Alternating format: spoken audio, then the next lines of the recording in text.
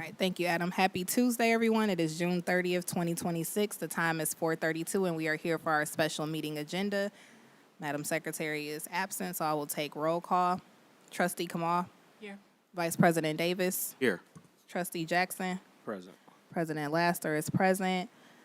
Treasurer Kennard is tardy, and Debbie Piles and Ursula Rogers, for the record, are excused. Can we stand for the Pledge of Allegiance?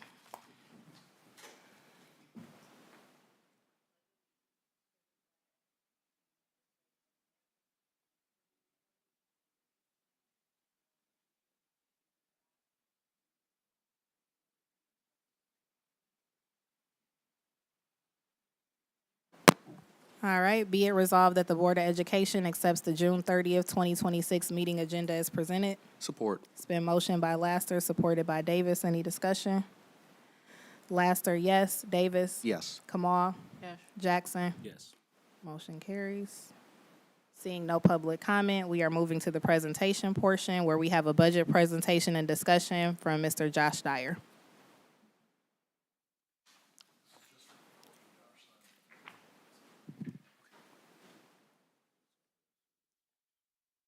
Good evening. Appreciate the opportunity to present tonight to you. So from our firm, Raymond CPA firm, we just want to say thank you for our continuing relationship, and I hope I can delineate the information in the slides well for you. When it comes to presenting, sometimes I just kind of get on a roll and keep talking. Please stop me. Raise your hand. It's okay. I'll take questions. It's not a problem. But again, if there is anything that you have questions on later, please feel free to reach out if there's anything that I can help as far as providing any additional information or any deeper insights on things that you may have a question on. I can respond to the board as a whole in those regards. So the first item on the agenda is the update for the 25-26 school year. So the packets that you have together, it would be the one that's the 25-26 final amended. We'll go through that packet first, talk about the current year, and then we'll transition to the 26-27 packet to talk about next year's budget as we put that together. As you may remember, we did come in partway through the year to start the process of supporting the district and bringing together the interim role for the Director of Finance. As we have gone through the current year, collecting more information and trying to bring everything that the district is adjusting and changing as things move through the year, it did impact and update various areas within the budget. So we'll run through a few of those. Mostly, if you want to flip to what ends up being page 2 in the workbook here, as we run through the revenues. As you may remember, the grants were delayed as far as our federal grants heading into this 26 fiscal year. It was a late kind of approval of a lot of those allocations, and then also that delayed a lot of the carryover funds that were put into the consolidated application. So we didn't actually get final approval of our consolidated application until actually after we had presented the amended budget in March. So you will see that when some of the updates that are from the amended to the final budget, that some of those increases on the federal side were because that consolidated application was delayed, and those increases are carryover components that were brought into the final budget here. Obviously, the state continually updates based on the formulas that are necessary for some of the categoricals that are impacted throughout the year. So the state ones are just by formula adjusting as those become available and as things change with the state formula. But you can see here with those increases on the federal side, we did bring in a full amount of the summer discovery. Yeah. Sure. Oh, this is me relaxed. Yeah, You don't just relax. You're doing fine. Just relax. These are good people here. Give good information out. yeah, yeah. I have a fear of public speaking, so the trembling is natural. So You're doing fine. I appreciate that. So I'd much rather be in my office on my spreadsheets. So.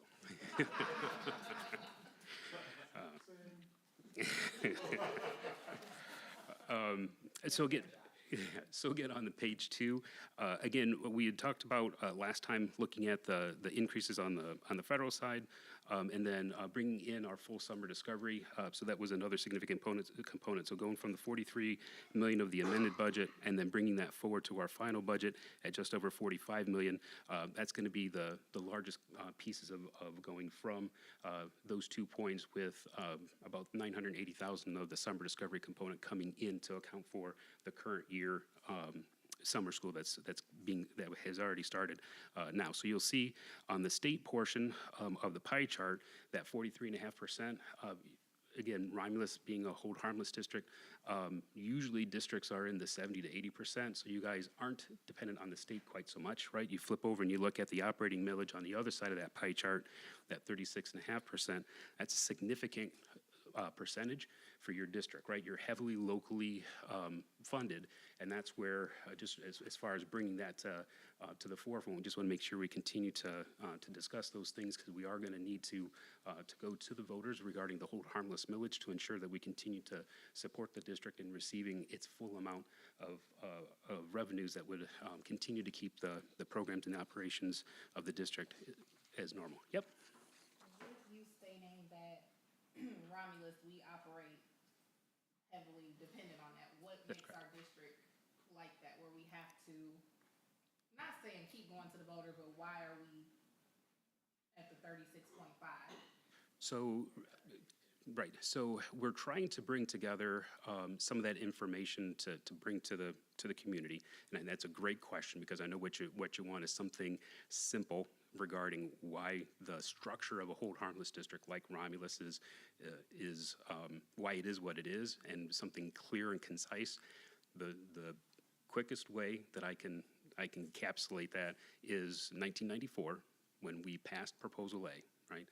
At that point in time, districts that were outspending the state average, those districts were captured at that point in time at an overspend of the state average. And so this community had been investing in its schools above what the calculations for an average district was put into place with Proposal A. So at that point in time, there's a total amount of revenue that can be captured and utilized by Romulus that would be kind of that percentage of hold harmless. So it funds above the foundational allowance from the state based on the calculations from 30 years ago. So this isn't anything new. Unfortunately, though, it is new for many generation of taxpayers, right? They're not, might not be as aware of how the tax works in the state of Michigan, about how the difference in certain districts are, because Romulus is only a handful of districts in the state that's hold harmless, but it continues to keep each year needing us to ensure that the calculations are appropriate for that piece of the revenue that we're allowed to collect above regular foundation. But then it also requires us to vote on that hold harmless mill separate from the non-homestead mill. So that would be what a non-hold harmless district would normally be going out for the non-homestead, right? They usually do that every 5 to 10 years, depending on how long you go out for it. The hold harmless is a separate extra mill, and so this would be something where Romulus would be unique in that aspect, to have the hold harmless for all properties separate from the non-homestead mill that then will expire the year after this. So as we talk about some of the strategic planning that would be done with the mills that are needed for Romulus, this year rolling off with the hold harmless, we'd be looking at renewing that mill. But again, it's not a new tax. It's been around for 30 years. It definitely will be something that is necessary to keep a resource available for the programs and operations. And then a year after that, we'll be taking a look at the sinking funds a year after that. I apologize. The non-homestead doesn't roll off until 2031. So we do have a little bit of time for the non-homestead mill. If I can add to the board, this is a renewal, this is nothing new. But if we don't get out and tell people that, they're gonna assume that it's something new. But it's something that if you don't get it, you'll lose $750,000. That's not anticipated. We don't anticipate that. But if the voters don't come out, or the voters come out and say, we're not gonna do it, it's a renewal that will cost, on average, $100 for the year. not gonna be just me, it has to be all of us be able to go out, but you have to tell me, it's nothing new, you've already been paying, we've been paying it for, I don't know, it's hold harmless, you said 10 years, 5 to 10 years? Well, the current one that's on is 10 years, Right. yeah. And so the renewal would be, we'd be looking at doing a similar So like. 10-year so out. Is this a one-time vote and then it holds you for the next 10? That's correct. So, So is it gonna be some like type of uniform communication about this? well, they've been working on it, we have a third party working on it, we're gonna be out there doing it, but it's hard to explain it, just like you said, if you don't understand proposal A, which most people at this point wouldn't have to. That was 30 years ago, 32 years ago, 32 years ago, in school finance. So it's hard to explain it, except that you're held harmless because at some point, certain districts were spending more than they were, just like you said, I don't know if it was more than allocated in state, but Well, remember, they captured a point in time, and they were trying to come up with a number that essentially, how much should a student be funded for across the state? So that's what the foundation allowance kind of is if we funded a student's education to a basic point, how much should be funded? And there were districts who were collecting from their communities above what that calculation was set at, right?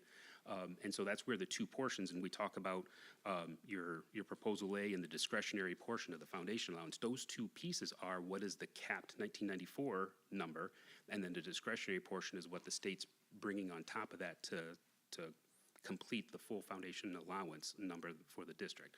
And so if we were, as Romulus, investing more in students than what that captured number was in 1994, then the calculation at that time with the state legislature said, we're going to hold you harmless because you were doing more than what was established as that basic number for other students. And then, again, it's just been in state law to continue to keep districts held harmless to collect above what would be the regular non-homestead piece that was out there for districts to collect on.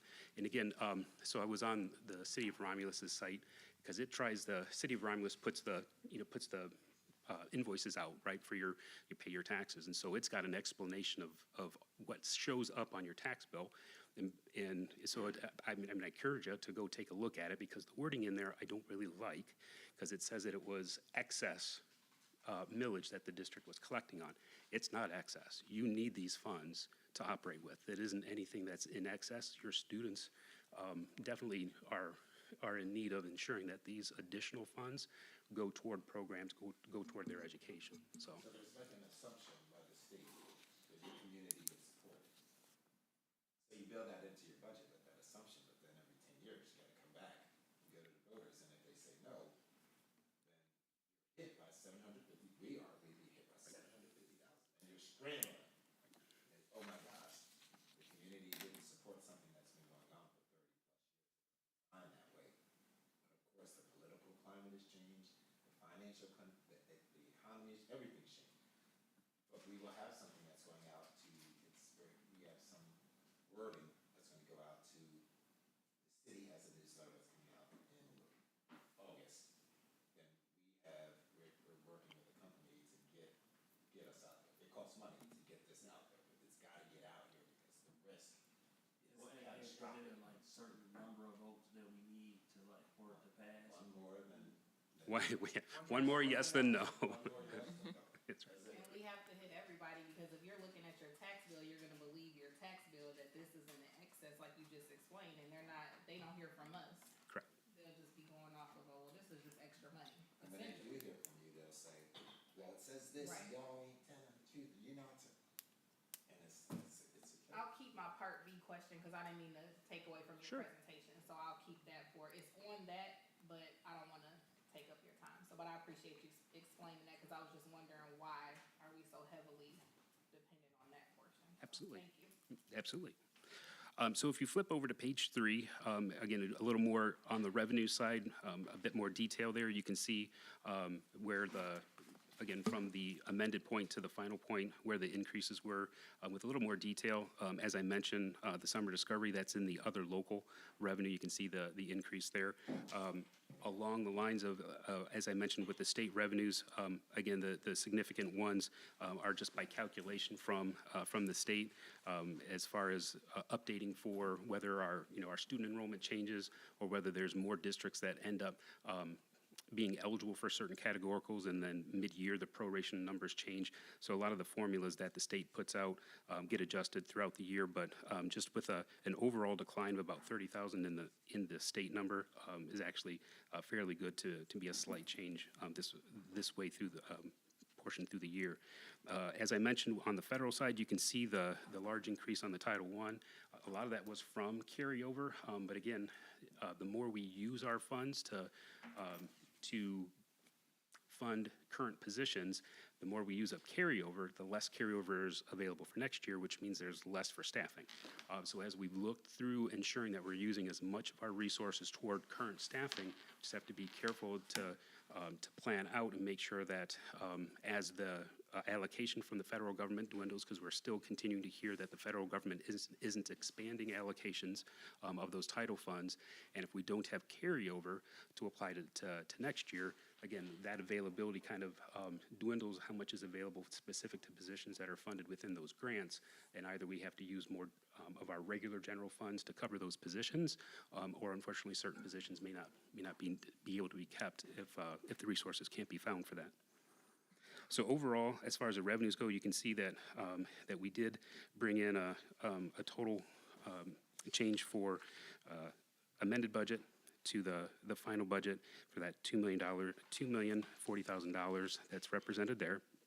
If you flip to page 4, as we start talking about the expenditures, you can see on the instruction and instructional support, the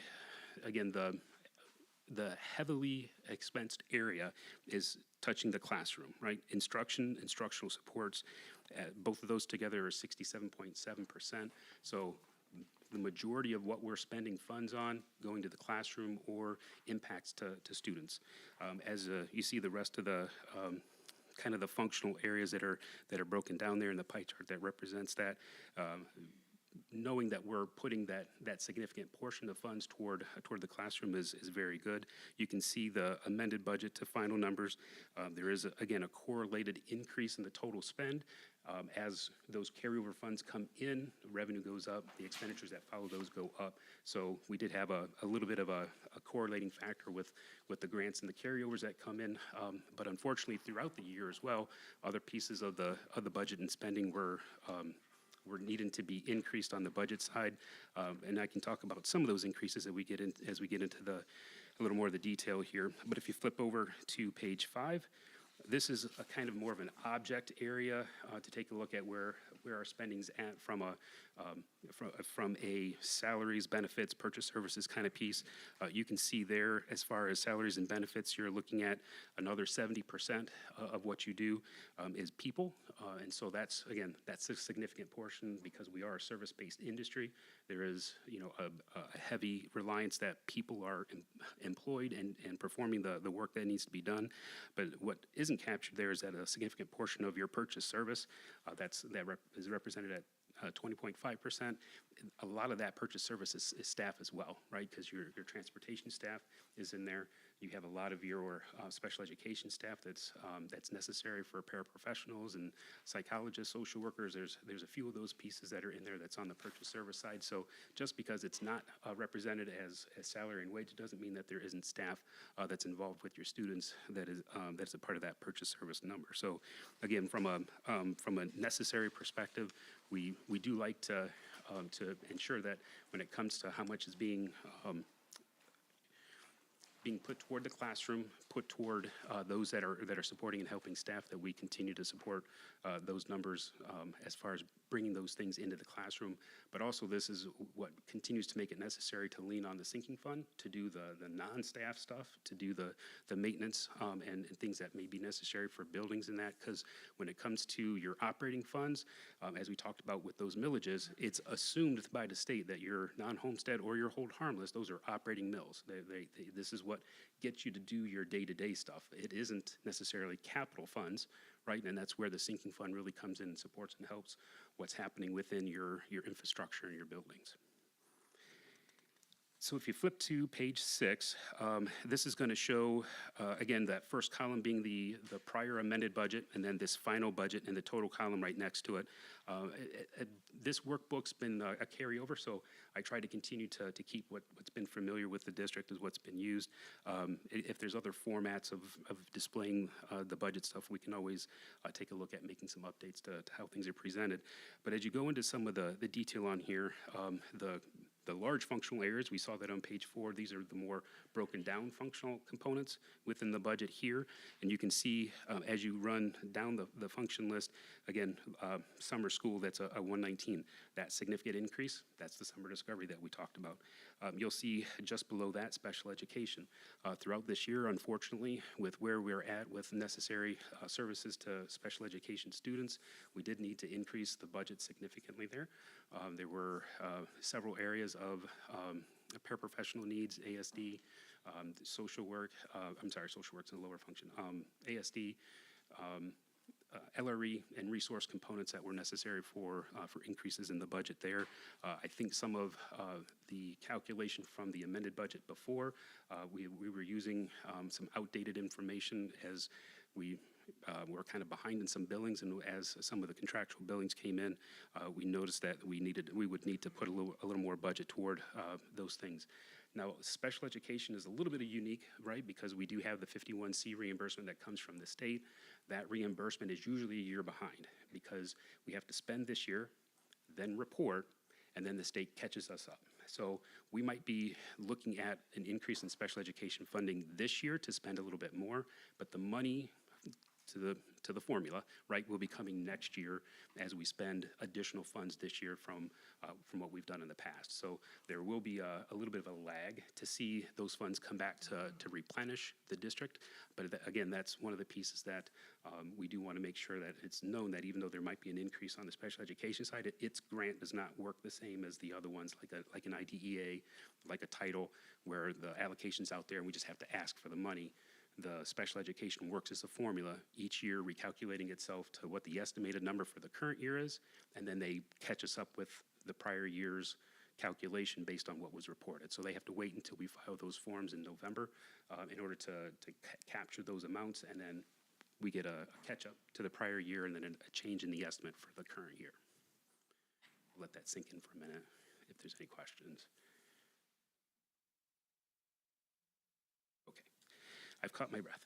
So as you keep going down the list, again, the 200s there, where that pupil support services, that's, again, those pieces that we had talked about that are wraparound around the classroom that are supporting students. So your psychology, speech, social work, your teacher consultant pieces, you can see there were some increases from the amended to the total. Again, some of those were positions that were needed to be added during the year. Might not have been, as far as the opening budget, might not have been positions that were included in the initial budgets, but we're needing to add those in as we put the final budget together. As you flip over to the page 7, which will finish the list of the detail functional breakdown, just to kind of point out transportation as well. That was another area that needed a little bit of an increase, but again, significant piece of that is our homeless population and the required spend for our homeless students. Some of these pieces that are unfortunately not under the district's control. It's the tail that wags the dog, right? Unfortunately, students that move in that are required to receive their McKinney-Vento homeless supports, we're going to provide those to what's necessary for those students. And transportation always seems to be the big ticket item that ends up changing throughout the year because we just don't have an awareness of what that population is going to be during the year. So when we kind of, quote unquote, strip out the budget as we start the original budget, you'll see a decrease to the budget going into transportation for the next year. But again, we're trying to reset back to how we would start the year, since a lot of those homeless designations, they basically run out as the year ends, and you have to be recertified as homeless for things to start up for the next year. So just to make you aware, that's why you'll see some change from what the ending budget is for '26, and then as we open up into '27, why some of that might look a little different as far as how we jump up during the year, and then how it slides back down for the original budget.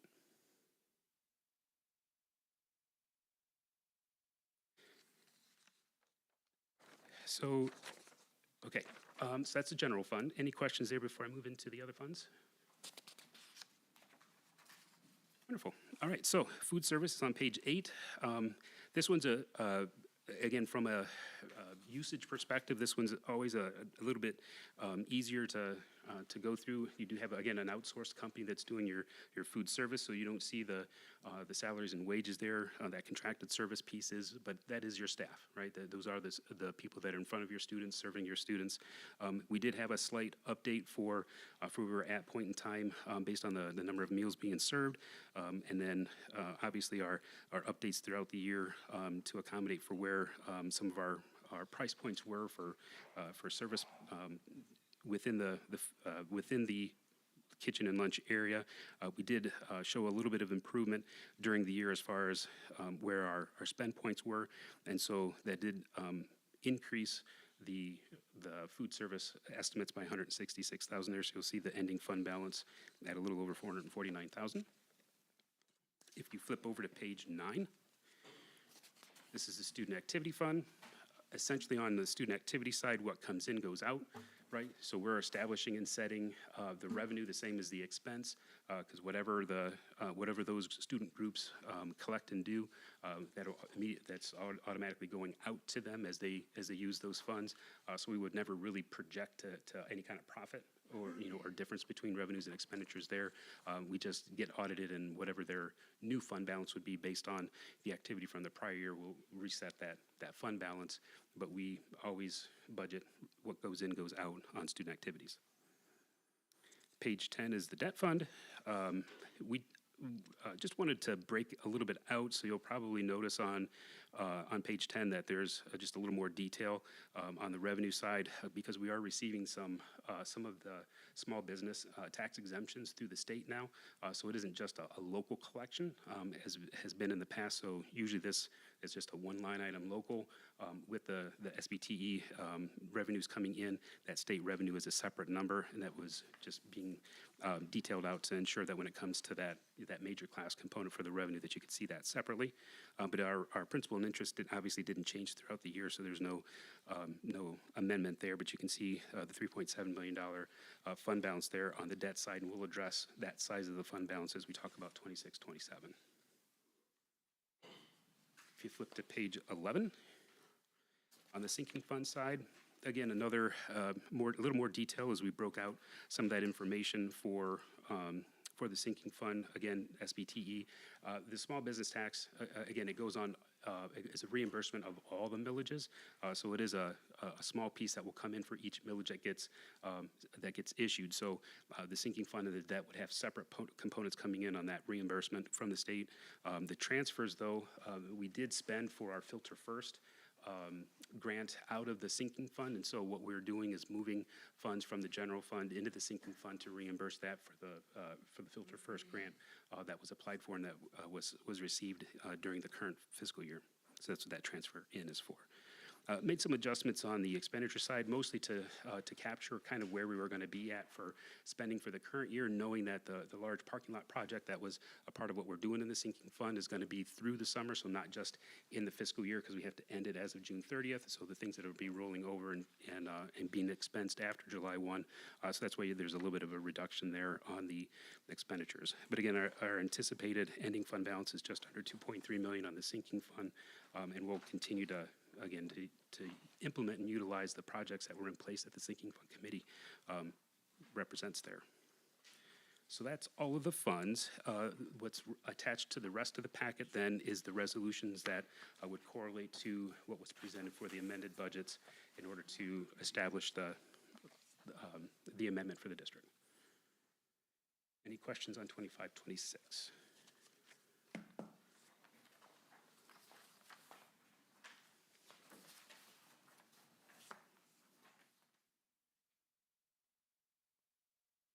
So I had passed out that budget as assumptions page for the 26-27 budget.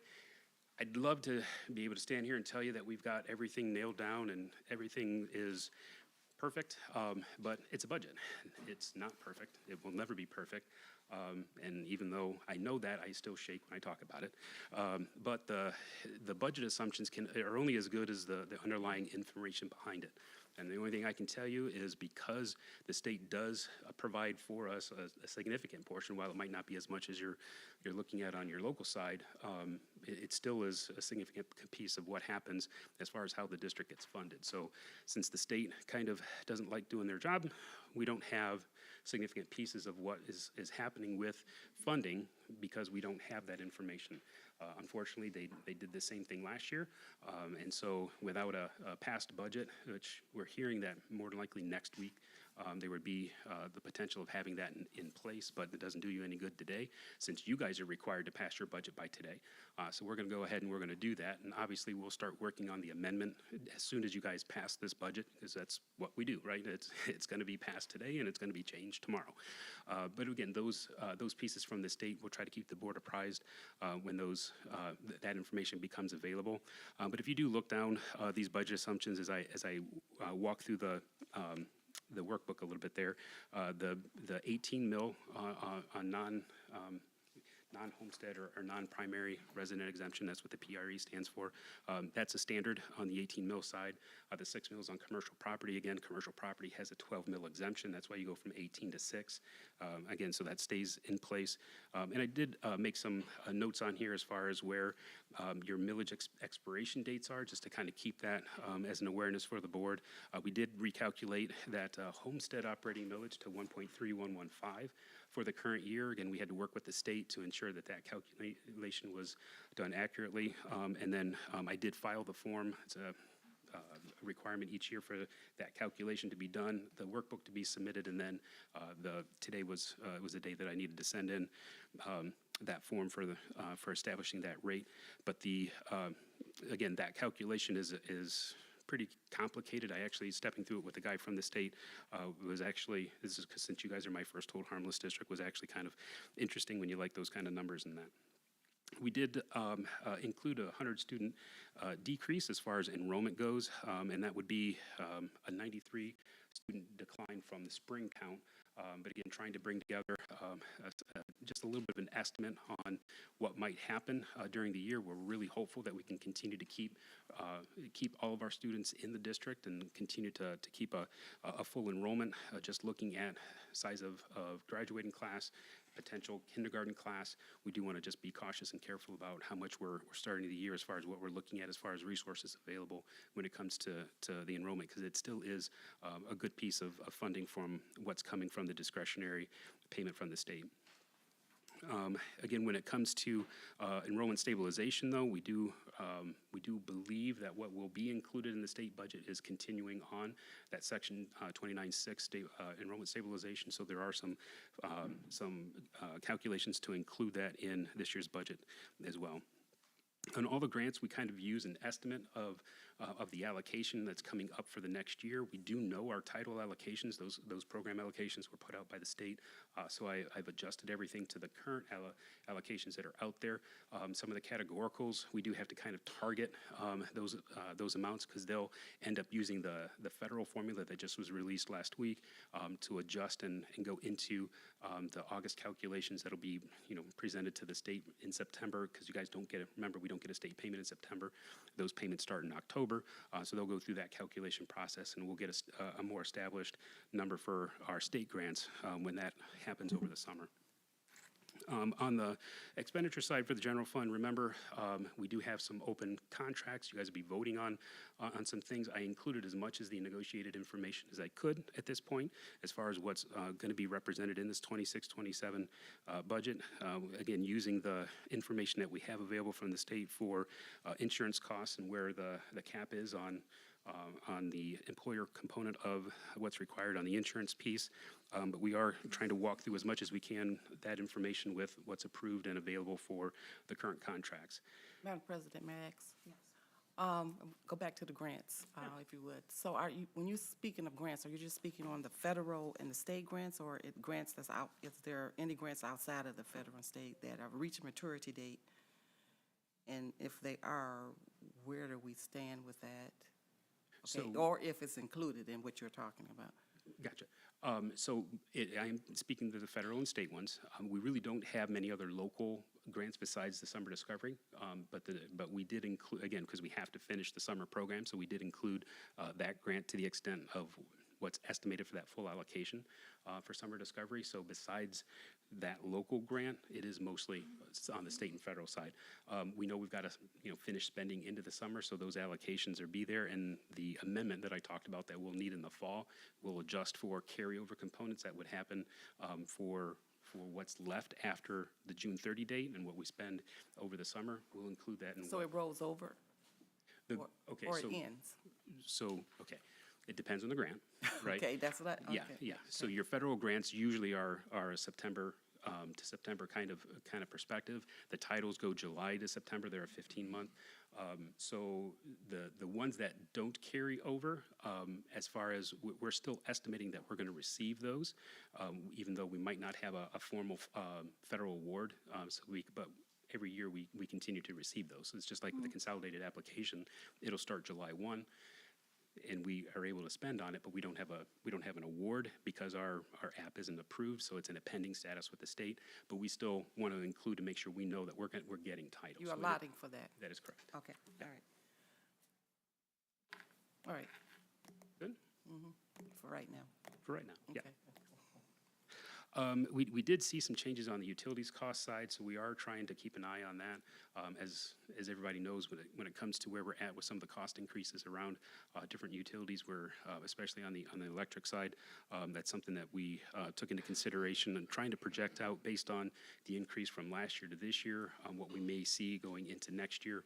The water was about the same, so that one didn't represent significant of an increase, but we are trying to continue to make sure when it comes to the rising utility prices. Now, gas, as far as our diesel and buses and that kind of thing, that's a whole different story. That's been a little bit in flux recently, and so when it comes to where we're at on trips and things like that, we'll have to take a look at how the gas costs are changing over the summer.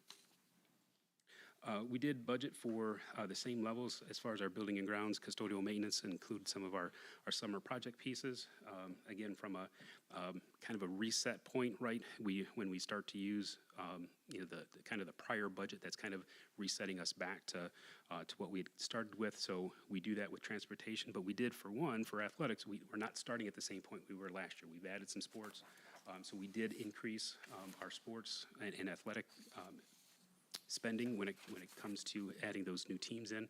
So that was one of the areas on the 26 and the 27 budget where some increases were brought into the mix.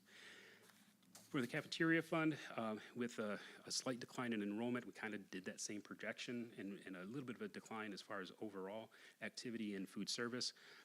Student activity, as I mentioned, what goes in goes out, so the revenues and expenditures are set balanced for our fiscal 27 budget.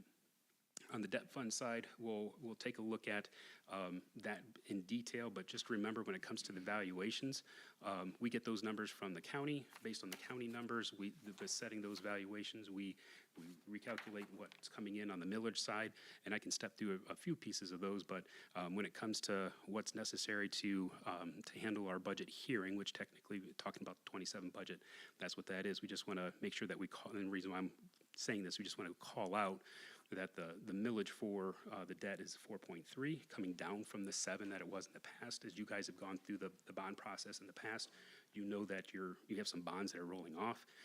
There isn't as much revenue that's required to offset those payments, and so we did need to bring that mill down because you do have bonds that are rolling off.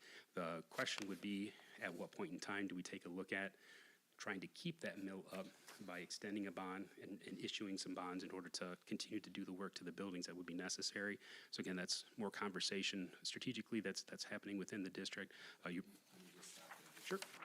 sure you know this, but just for your own knowledge, you just said Mills went from 7 to what, 4.3? 4.3, yep. 4.3, so that's a decrease. So when people are saying, you always want the things that, that's what I said before. You never hear families say, thank you for that, because your tax bill goes down. Goes down, so when you go to the voters and you say, this is what we need it to be here, they'll say, you're increasing my taxes. they didn't say that you decreased their taxes. So this is happening in this district where the mills are falling off. So at some point we tried last year, it failed. We'll probably need to go out again because your infrastructure, otherwise you're gonna let your buildings go, your property value drops when you close schools, when you leave schools, and they don't look right, so we're gonna have to go back at some point. But a selling point is to say to parents that over the last 2-3 years, or the community, not parents, the community, the mills have dropped. So you did have money in your pocket. So if we come back and ask you for an additional mill, or an additional 2 mills, at some point, I just want the board to know, what you already know, but I'm just reiterating, mills go down, but people never say, hey, my taxes went down, thank you to the school district. They're never gonna say it. But as soon as you ask for additional, they're gonna say, there you go, raising my taxes again. Well, your taxes went down, so maybe we're just trying to get them back to where they were, so that the district can still function. And a bond is not paying for salaries at all. Okay, it's gonna pay for, generally speaking, your infrastructure. And it's one of those unintended consequences. I mean, we want to keep the buildings up and keep it nice for the students no matter what. But in an era of school of choice where a parent walks with their kid and it takes their dollars with them, we want to be cognizant that we want the students to be in a welcoming space. We want them to be conducive to their educational process. So doing that, unfortunately, takes investment. It takes funds. So we want to make sure that not only are the current students getting what would be necessary within their environment to have good facilities, but we also know that it's going to impact on the school of choice side as well. As far as the final millage on the sinking fund side, that's 2.988 for what will be established as the mill on the sinking fund. And again, that's continuing through next year, and that one's been that was a 10-year vote as well for that millage. And again, with the ongoing summer projects and some other known needs through the sinking fund committee, we've established that budget there.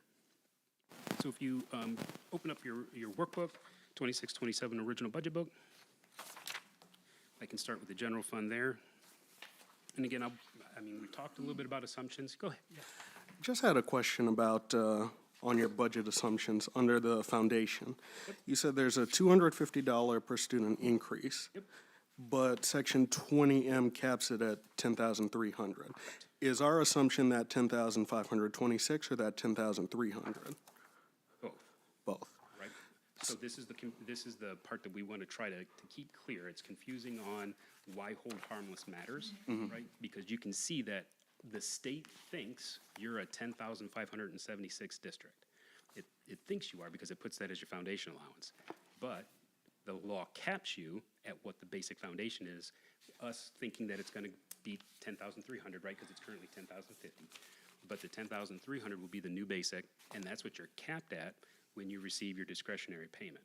So while there are some, like I said, that 20M cap that's there, they're assuming that you're collecting what you're allowed to collect on your hold harmless to get you to what they think is your 10,576. So that's where if the hold harmless doesn't pass and that falls off, the state's still gonna assume you're collecting it. You're not gonna get paid up to the 10,576 because it's only capping you at the 10,003. So yes, it's both, but technically the cap where you're at is what the state funds. Okay, thank you. Yep. When you prepare based on passing that. Correct. So when you don't, again, you have to immediately go, $750,000 out, and you're in panic. We'll be in panic mode. I'll be in panic mode. But there's not much I can do except try to get voters out and say, this is just a renewal. It's to keep the school district where it's at. The state assumes that its community is going to pass that. They assume that you're gonna do that. But there have been districts that have not been able to pass those things, and that Right. Two questions. I'm sorry. Go ahead. So with your expertise and what we've seen happen with the bond, Yep. have you already started preparing if we don't pass this? No. Copy that. Okay, I'll move to my other question. On page 6, the Board of Education, our budget, I know legal is tied into our budget. Is that correct? Okay. I just wanted to, because with layoffs and all the things, and I wanted to have this discussion when we talked about the budget, just because we do take classes, we do go on conferences, we do different things, and just to see what our budget is per se with that as a board, so we can kind of look at how that is moving forward. Do we need to limit some things? Do we need to put some caps on some things, just because everything else in the district is kind of budgeting to see what we can do as a board? So I just wanted to see what our budget was looking like. So if you want me to break it down a little more in detail than what's on page 6, I can provide that report to the board to ensure that by category of what's being spent there is, that you have an awareness of We what's can there. just park and let that, yep, you can keep on going. Yeah, Thank I you. can pull that detail out.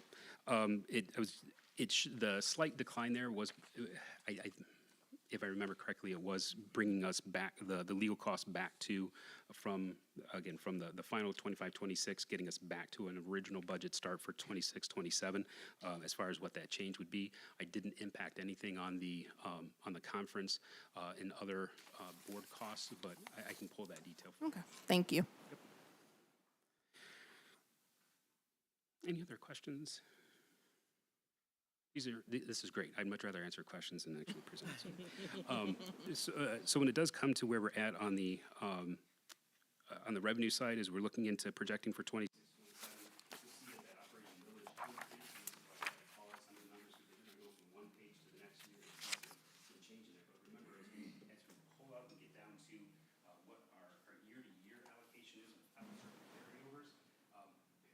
Into what we start the year with, this is where that number then you can now see its significance without some of the other rollover components and carryover pieces. So when we do take a look at just based on core allocations from the state, from the feds, when we pull those pieces out, that local reliance becomes a little bit larger. And again, when it comes to what you guys are doing with your summer discovery and that grant, it's a wonderful add-on for your students, and hopefully they continue to have an opportunity to enjoy that as a resource. I think Shammy said the elementary's got a waiting list, so if we're seeing students programs, we want to continue to so the original budget you can see on the state side, that piece at 41% as well, a little bit larger again because those two pieces of the pie expand as we pull out some of that federal carryover piece. But we are seeing a little bit of a decrease from Wayne Risa as far as some of its payments go, mostly because they're running out of funds as far as some of their reimbursement fees on special education and on some of their math and math COSA and programs that they were operating. Those funds are depleted from carryover grants from the past. So that decline on the Risa side obviously pushes the percentages up on the local and the state pieces as well. So a little over $42 million is what we're looking at to kind of start the year on the revenue side. As you flip to page 3, you can see there at the top, again, just kind of putting together some of those taxable values. There was a fairly significant increase in the taxable values from the, we'll say, tax year 25 to this year's tax year 26, to the 26. So that significant increase does provide a little bit more of that piece of why that local number is a little bit higher as well, because we are going to see additional revenue locally as local taxable values increase. So, but again, the state still caps what hard thing is I know there's many businesses that say, well, it doesn't matter if the business closes, the state just makes up the money. Not in your community. Okay, you guys are not like any other local district. Okay, so making sure you're aware when you're talking to especially local business people or people that they understand property taxes. You guys are unique, and you just want to make sure that you're aware that just because a business may think that the state's making you whole because foundation allowance is foundation allowance, not here, right? You need to ensure that the district needs to operate off locally just as much as we need the state legislature to continue education and pass this budget. As I mentioned before, we do have the stated membership for our limited FTE as far as the 1964, what we're looking at, the benefit of the 100% student loss, but that cap at the 10,300 that we mentioned does impact the discretionary collection, and you'll see that in the state revenue. Again, the current budget, I know. Can you repeat that again? Under the discretionary. Okay, so under state revenue, if you go down 3 lines from proposal A under 51C to discretionary, remember there's 2 portions of the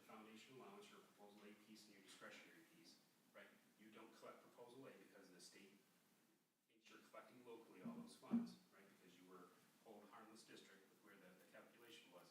So almost everything from the state you get is discretionary, not proposal A. Okay? Cap, right, that we talked about, that they're capping per student, that's in the discretionary number. Okay, so that's why it's showing the difference. Correct. Yeah, you'll see about a $300,000. Yeah, about 300, yeah. Which is represented in 'Cause- in the enrollment loss that doesn't offset the increase in the per pupil. Got you. Okay.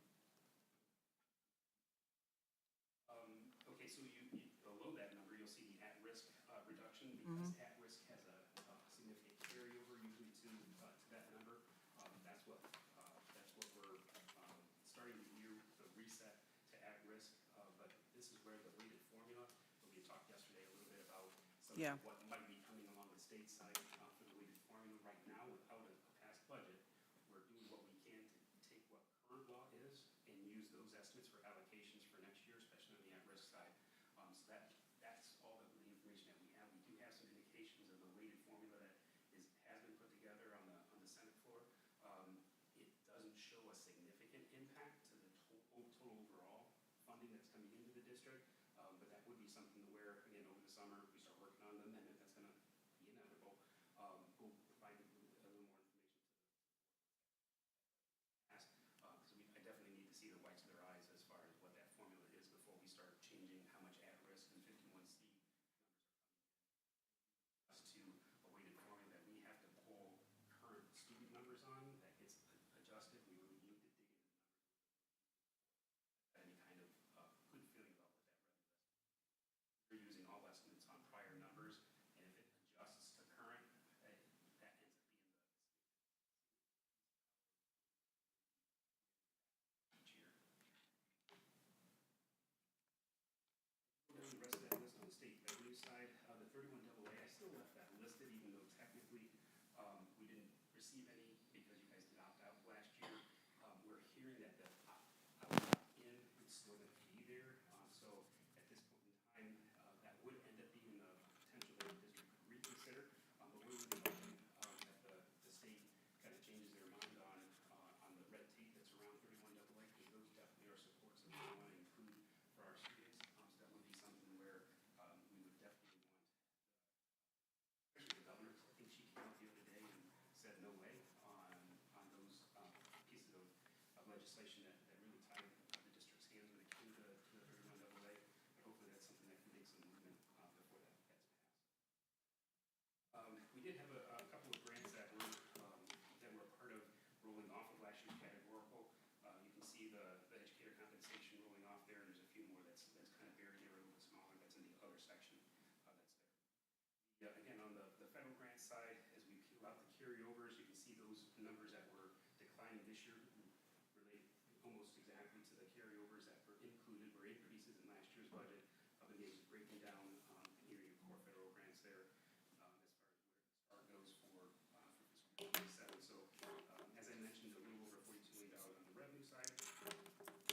On this page, on page 3, you can see there where we're going to, as I talk about the expenditures, where we're projecting about a $380,000 overspend of the current year. Again, you've probably heard from Dr. Edmondson about some of the right sizing of the district and what we've been doing to try to adjust to stay within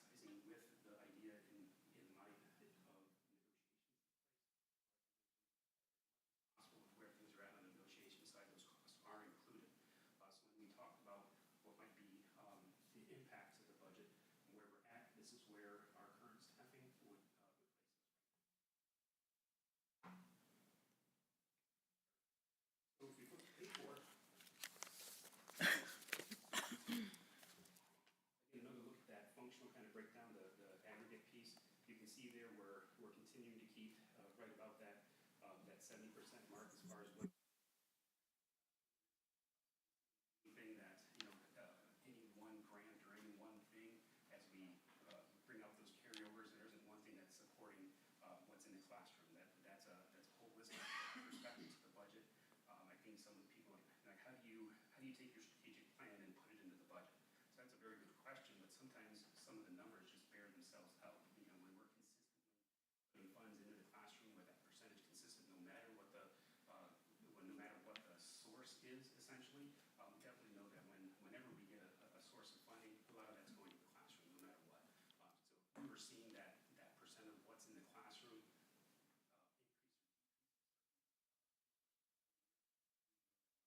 identifying to some things that are out of classroom kind of resources, and that's not what's happening. That's not what's happening.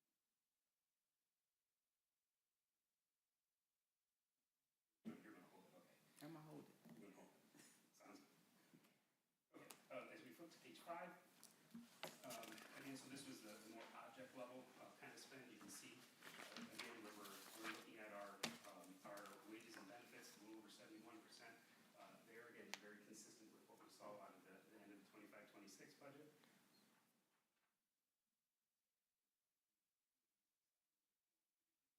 There, as we look at page 6. Getting into some of the detailed pieces, again, trying to keep programs operating as close to what they have been in the past, even with some of the adjustments on the staffing side. You'll see the impacts that are a little bit of the up and down between the 2 years as we pull out some of the funding. I think we're really just needing to ensure that when it comes to where our allocations are for some of those federal grants, that we take a look at what might be necessary for where our staffing is in order to locate on those positions. My hope is that we won't see as much of a variance between some of the spending from what we had from this original budget besides the carryovers.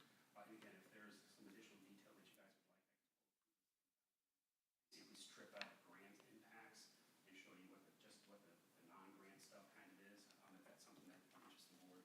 But when it does come to having everything together, sometimes it does kind of show that there are pieces that would be a little more reliant on some of the decisions that are being made between what the operations annually have been versus what impacts some of the carryover pieces with grants that are pulled in, special education being one of them. Here you'll see that in the first line of the second section there. You don't see quite as much decline as you saw the increase from the amendment to the final number in 26, mostly because I believe we're probably going to need to hold on to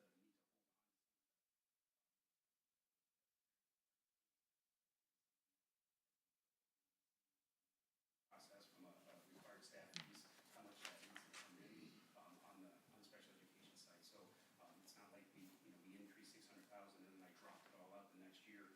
We are trying to make sure that when it does come to what's happening as far as those programs, what's happening for those students, that was a level of funding that was kept in the budget. As we go through, if there's any specific questions on certain items, I could speak to some of those, but you will see that when it comes to the total $42.473 million in spending that's happening for the general fund, on that page 7, I'm going to put a few of those percentages in where you're really looking at more consistent numbers from year to year, being in that 70 to 73% area as far as how much the expenditure level is weighted on staff. Questions on the general fund before I move to food service? Excellent, okay. So page 8, again, final budget for 25-26, heading into 26-27. When we estimate the project, basically right now the prior year being 26, we're dealing with 27. I use the estimated fund balance, right, from what we've been asking for 26 as the start for 27. So again, that's the estimated number. Once the audit comes through, we use the actual audited number when we come back to the amendment. So that's one of the reasons why we got to turn around and do an amendment no matter what happens with this original budget, because these aren't going to be the final numbers of what the fund balance is. A couple of updates, as was mentioned before, as far as food service goes, to accommodate for some of the plans that were in place to spend on your excess fund balance. You'll see that the capital outlay is decreased question of not worrying about your net cash resource. That's the calculation for your excess fund balance. You're required to only keep your food service account. So if we're not required to spend that down, it would be less of equipment that would be necessary. Mr. Eady provide some necessary equipment updates for next year, but that's kind of all that I set the budget for. There wouldn't be any additional if we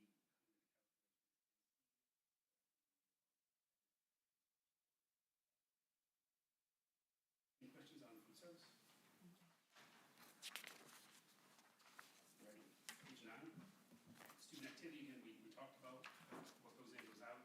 These slides are kind of fun. I won't talk a ton on this one unless there's any questions on student activity. That fund balance just stays the same since it's a zero netted back. Excellent. So on the debt fund on page 10, this is the final year for your payment on your Series 2021B, right? So you have a Series A, a Series B. Series B is done after the two debt payments that are scheduled for 26, 27.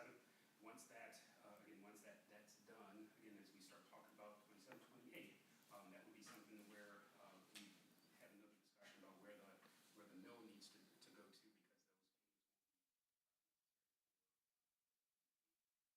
be 28, though, your Series 2019, you'll be done paying on that one, and then your Series 2021A, that'll be done after this. Basically got your refinanced ones that'll be paying off here shortly, and then your 2019 debt.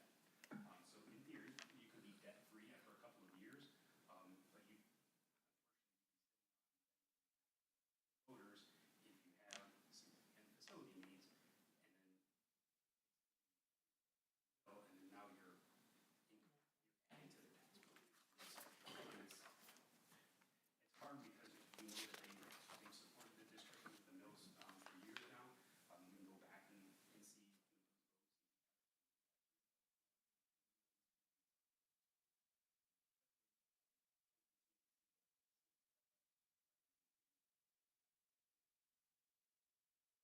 Ending fund balance to be anticipated to be just under $2.3 million in debt fund.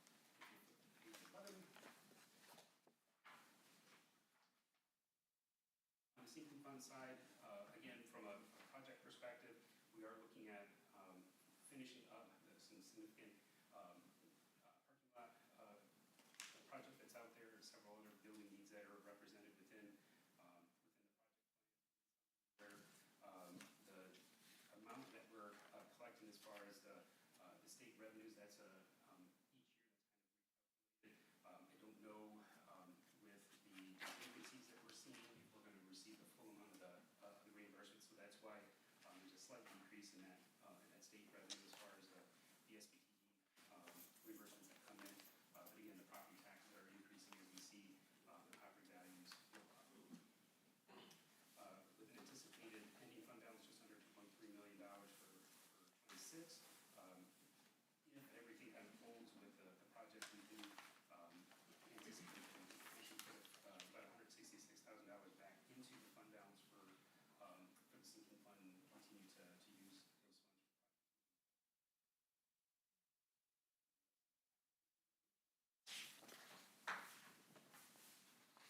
for projects. So I appreciate the opportunity to get over a few of my fears here with the stand in front of you, but do you have any questions?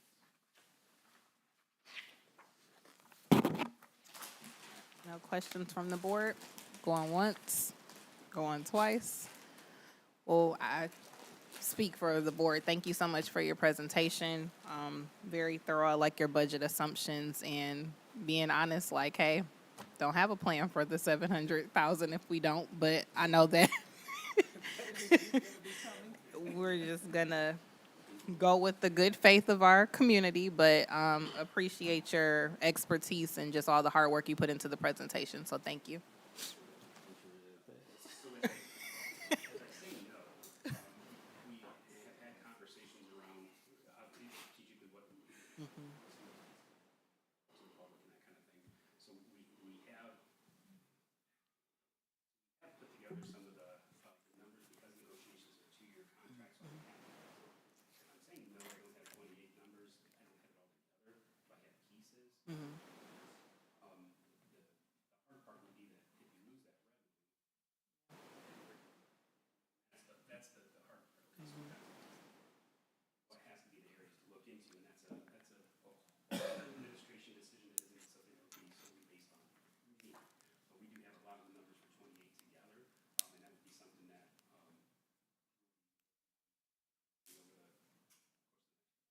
Okay, and then Treasurer Kennard had a question. Yeah, just have a quick question. So are you saying, when you say you were not able to give us a precise fund balance in terms of percentage of where we are? 5.6, we're 5.6, okay. At the end of 27. And so the state looks at what's the threshold in terms of what they look at and say where we should? If you pass a budget that is in deficit, that has no fund balance, right? That's where you kind of get into that category of, hey, you guys have some plans you need to do, and that deficit reduction is part of that process. Your board policy says you need to be between 5 and 8%, right? So Where? between 5 and 8%, which I like, but that is a little low. Right? You guys came from 12%. That- We do want to make sure when it comes to what we're doing in 28, right, as we start building some of those numbers, that we are looking to where the staffing's at and what may need to take a look at with some of those responsibilities should the vote not go through in November. So that would be something that we can focus on. So, right, we should be looking at that relatively soon. Just to have what ifs, just a what if, and, so that we're ahead of it. Okay. Whether that's a whole harmless impact or just what happens Yeah, comes to where the fund balance is, if you'd like to try to in fund balance. The hardest thing with fund balance is, for me, is it's cash availability, so you don't borrow. yes, When you borrow funds, it's extra money that you're paying in interest that you can have a staff member with.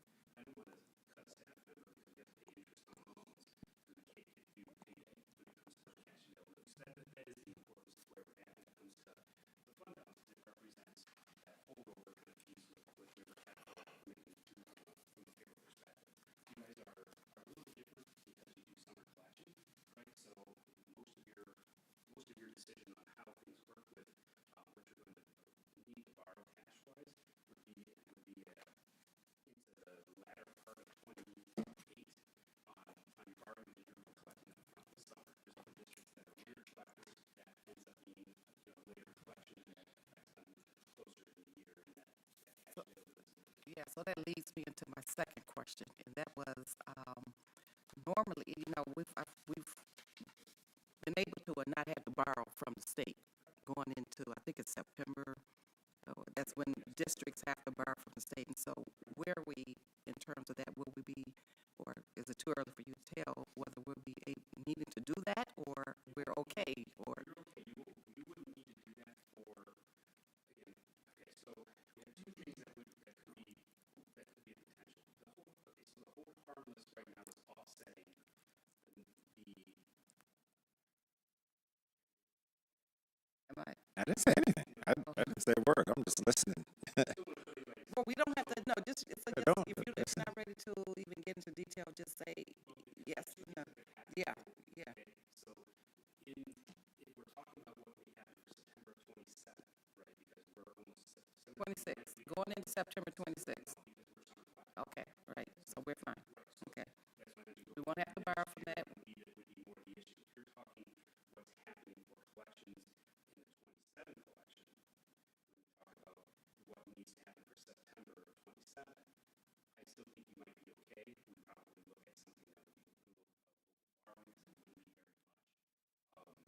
And we've had to borrow before, so just, just, Borrowing looks differently when you do it from the state yeah. versus if you do something locally like a line of credit, things like that. We borrowed from the state, and we did that. Short term 27. If you're talking about not making adjustments when we're looking at projecting some overspend, the year 28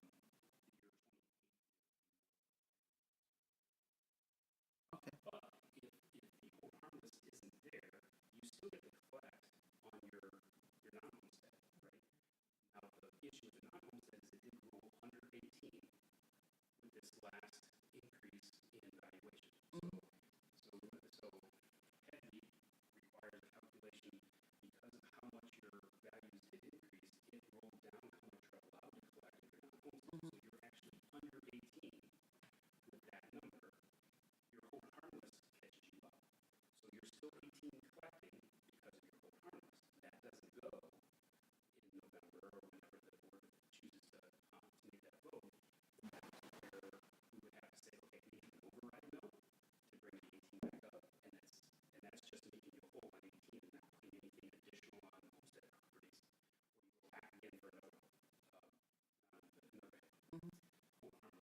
I got you.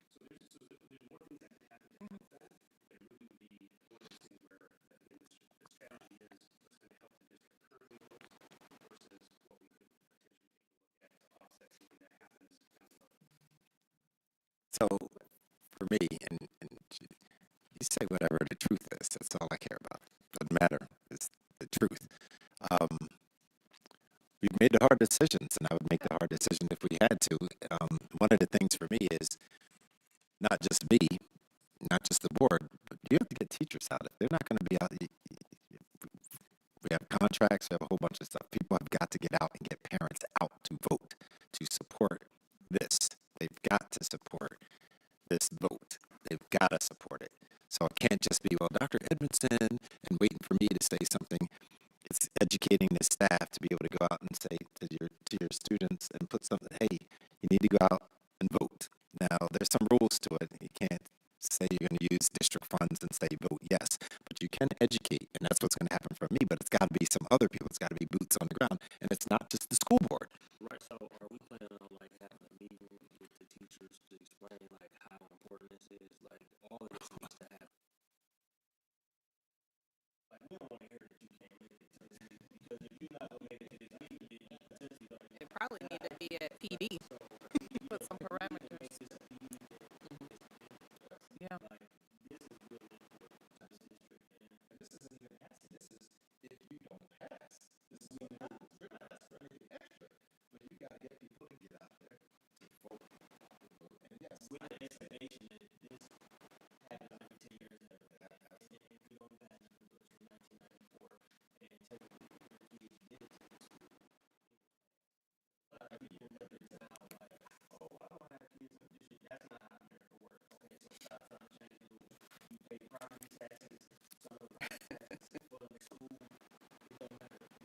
So when we were students, we were getting overfunded. So basically, that's absolutely when they were paying for addresses to attend Romulus. They were absolutely. So even just hearing like, I mean, when you speak, very clear. I'm like really trying to concentrate. Like, okay, so he said this and this ties with this because it is a lot, you know. So if we're on the board and we're trying to understand, I can only imagine because even stuff that you said like about I took notes on like our fund balance, how you explained it being the cash that you, if you don't have cash available, you go into, you know, just stuff like that. I've been on the board for almost 4 years, so just this knowledge getting out to the people and to our teachers, but breaking it down into some layman terms, the proposal, like we didn't have any, this is the sins of the past. This was what happened and this is what we have to do now, and we have to continue to do it, so. And also, I can, That's what I'm saying, we have to. well, yeah.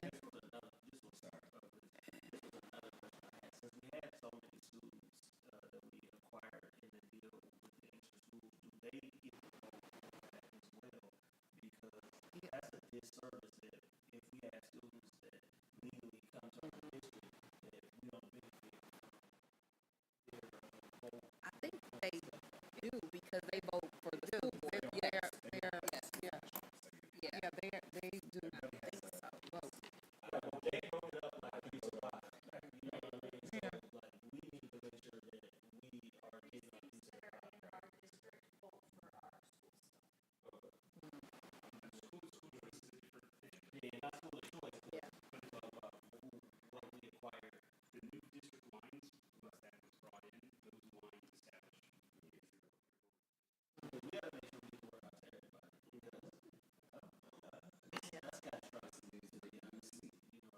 And I think this is too where relationships come into place. Where like a Wagella and a Camilleri, you need to be what we talking about. Romulus is Romulus, and you come to everything else, so they need to be pushing it too. And absolutely, especially with how it's written on the taxes, on the form. You know what I'm saying with the excessive.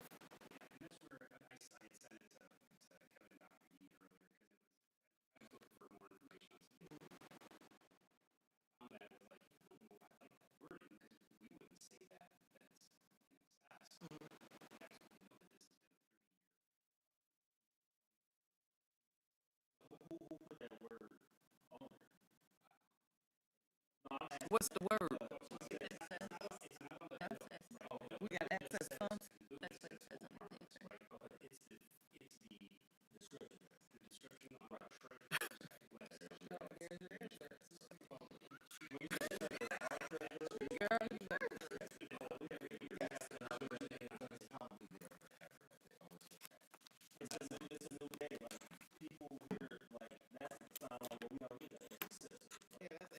You don't have any extra.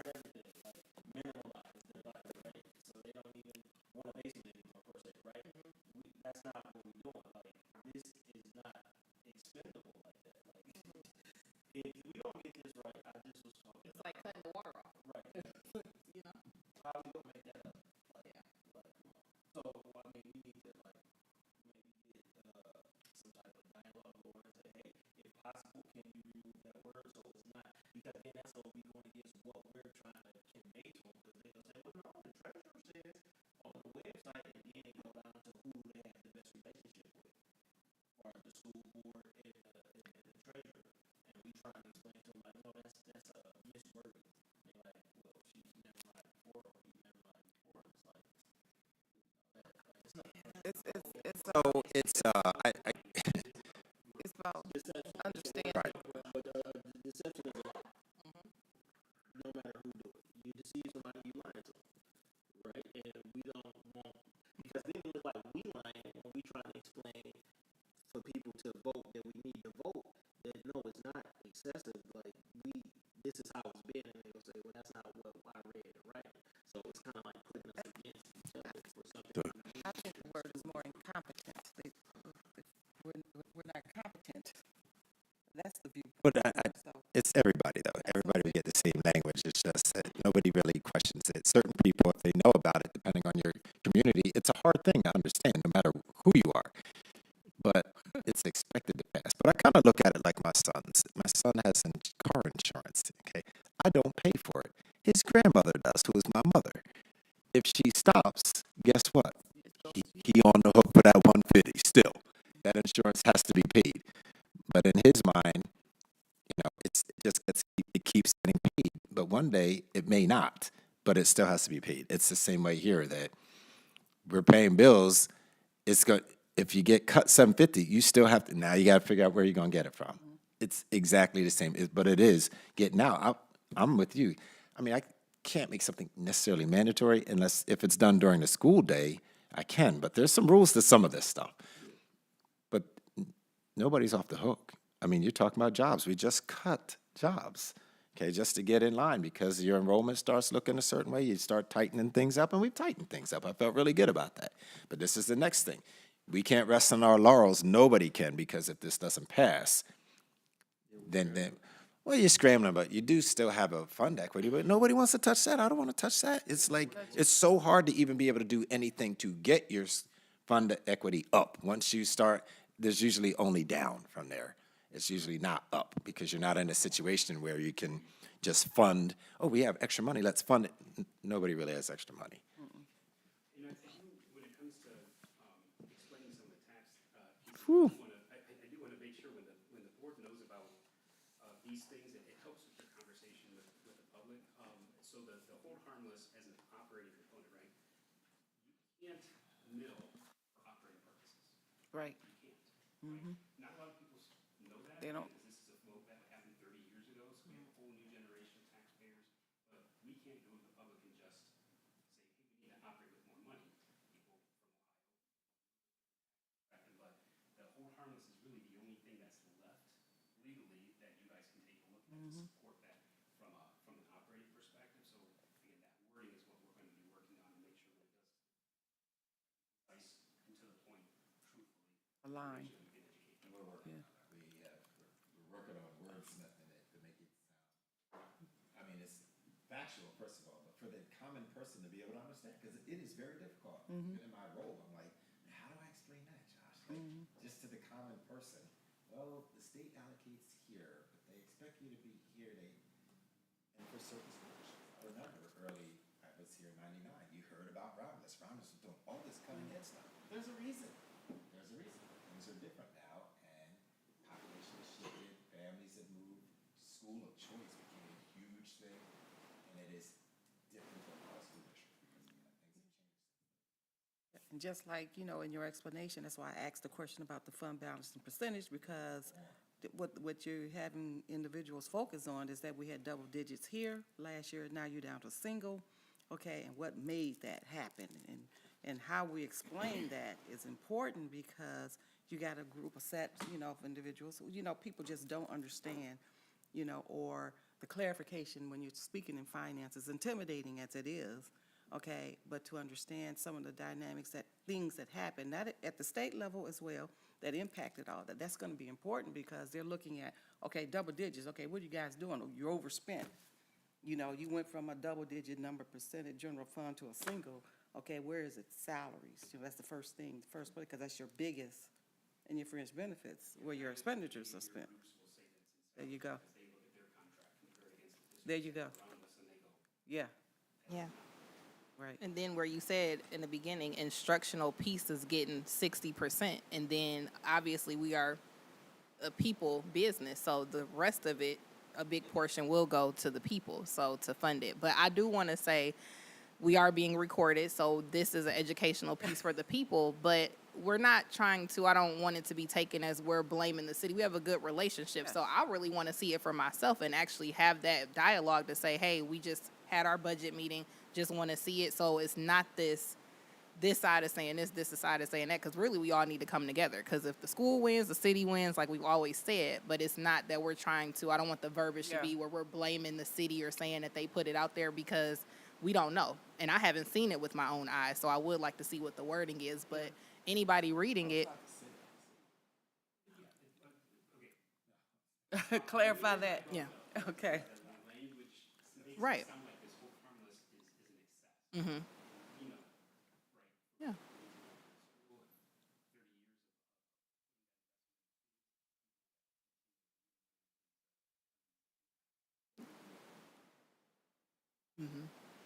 And I think they should be aware too. We should go over there and speak to it. But it's not the city. But they have people that listen to their meetings. Taxpayers, community members. We bring Josh with us.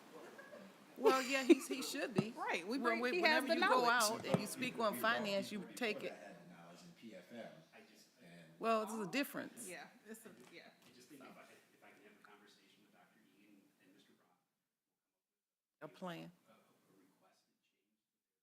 just a form that's on their website Yeah. that discusses what all the millages are, to see if the language that's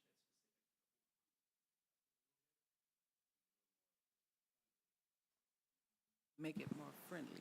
well, drop that mic, Mr. All right. Josh. Thank you. Well, anything else? Well, we appreciate you, and you have 2 action items. Can someone start with the Okay. amended? Okay. Madam President, move that the Board of Education approve the 2025-2026 amended budget as presented. Rationale, Michigan School District shall approve amended budgets to ensure they operate within their means and adhere to financial regulations. This ensures appropriate spending and fiscal responsibility, per the Michigan Legislature.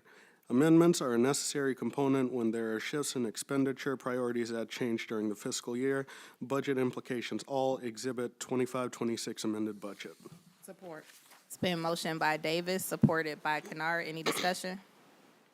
All right, Davis, Yes. Kennard, Yes. Kamal, Yes. Jackson. Yes. Laster is yes. Motion carries. Madam President, move that the Board of Education approve the 2026-2027 projected budget as presented. Rationale, projected budgets are crucial for establishing legal authority to spend money, allocating resources to educational priorities, and ensuring financial accountability within the district. Budget implications, all Exhibit 2627 projected budget. Support. Okay, Jackson came through with that one. It's been motioned by Davis, supported by Hay. How you doing, Mr. Jackson? Any discussion? All right, Davis, Yes. Jackson, Yes. Kamal, Yes. Laster, yes, and Kennard. Yes. Motion carries. Thank you again, Mr. Josh. We appreciate you. We learned a lot about you, that you like tacos, and you did a great presentation. So we appreciate your time on this hot Tuesday. All right. Crunch wraps, yes. All right, does everyone have the, okay, y'all want to take a water break for a quick recess, a little, quick second? All right, make a motion.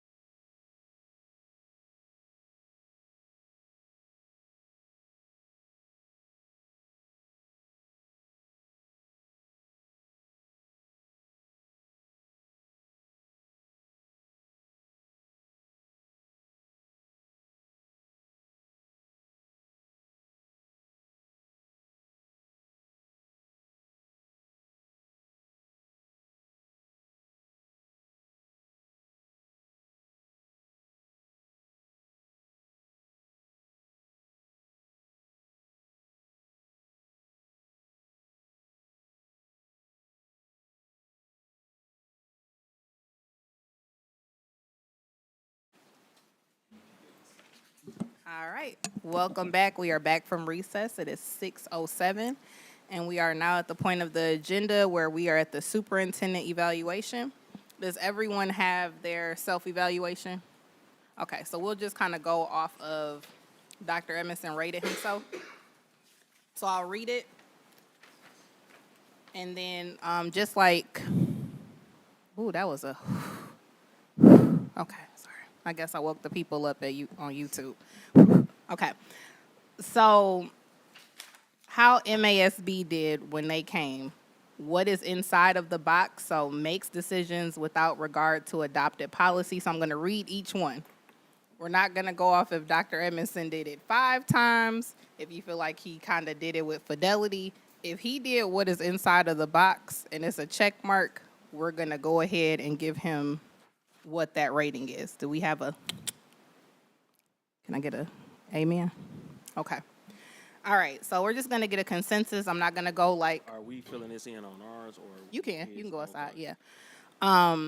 We're not gonna go, Darcel, what do you think of this? It's gonna kind of be just like, well, he's at a 3. Do we think he needs to come down to a 2 or a 1? Or are we good at a 3? We kind of agree with the group. If there is something you want to say, absolutely have the floor and speak to what you want to speak to.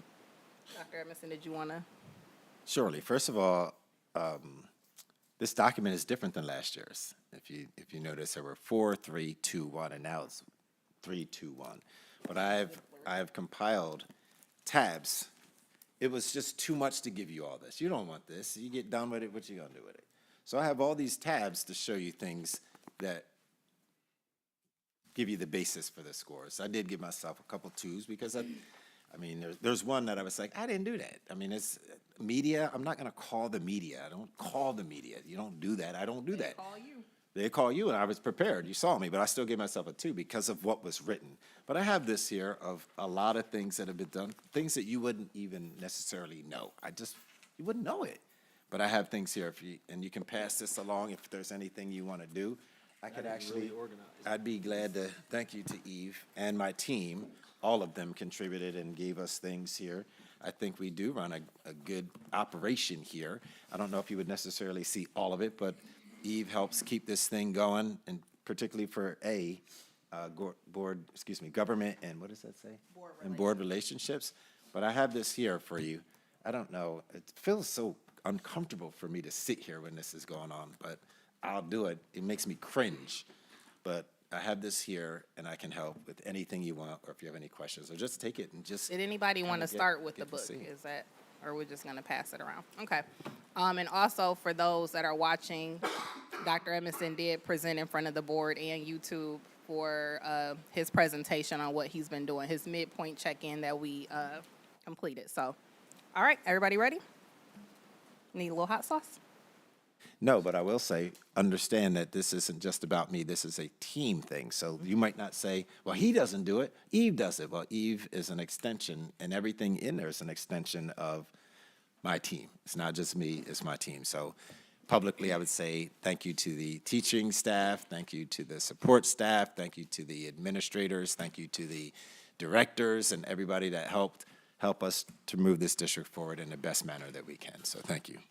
All right, so we are under governance and board relations. Some of what they have mentioned down here is artifacts that may serve as evidence are like meeting agendas, board packets, board development materials, memos, board policies, board development plan, communication protocols, and as Dr. Emerson mentioned, he has this big blue binder like Blue's Clues of all of his work that he's compiled to put together for us. So the first one is A1, policy involvement, professional standards for educational leaders. He has rated himself as a 3, effective. Under that is actively involved in the development, recommendation, and administration of district policies. So this will be an agreement, or we can kind of do a little bring him on down. So right now, he's rated himself as a 3.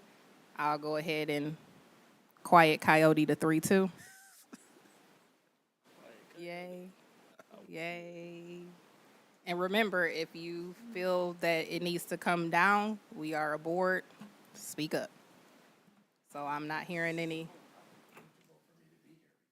Okay, I'll put the hot sauce in front of you. Okay, I so feel like my presence has an impact because of my relationship. you want to with turn that way?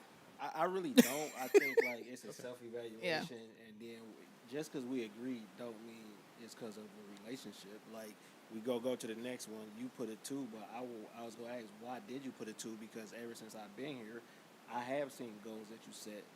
Is it something that you missing that you didn't do, or goals we don't know about? It's just a real question. Yeah, I Yes, know. I've been evaluating people like years and different like this is business. Relationships out the door. And so if you give yourself a low one when we think you're supposed to be high, we want to talk about that too. And if you're too high on one, something might even out. Thank you, Trustee Jackson. So just to jump back to A1, we are at a 3. Okay, I really do need to see y'all coyotes. Yeah. Thank you, Treasurer Kennard. Not the finger. So if you could throw up the finger, you can do the coyote. So she must get something Okay, to she say. has something to say. On A2, right?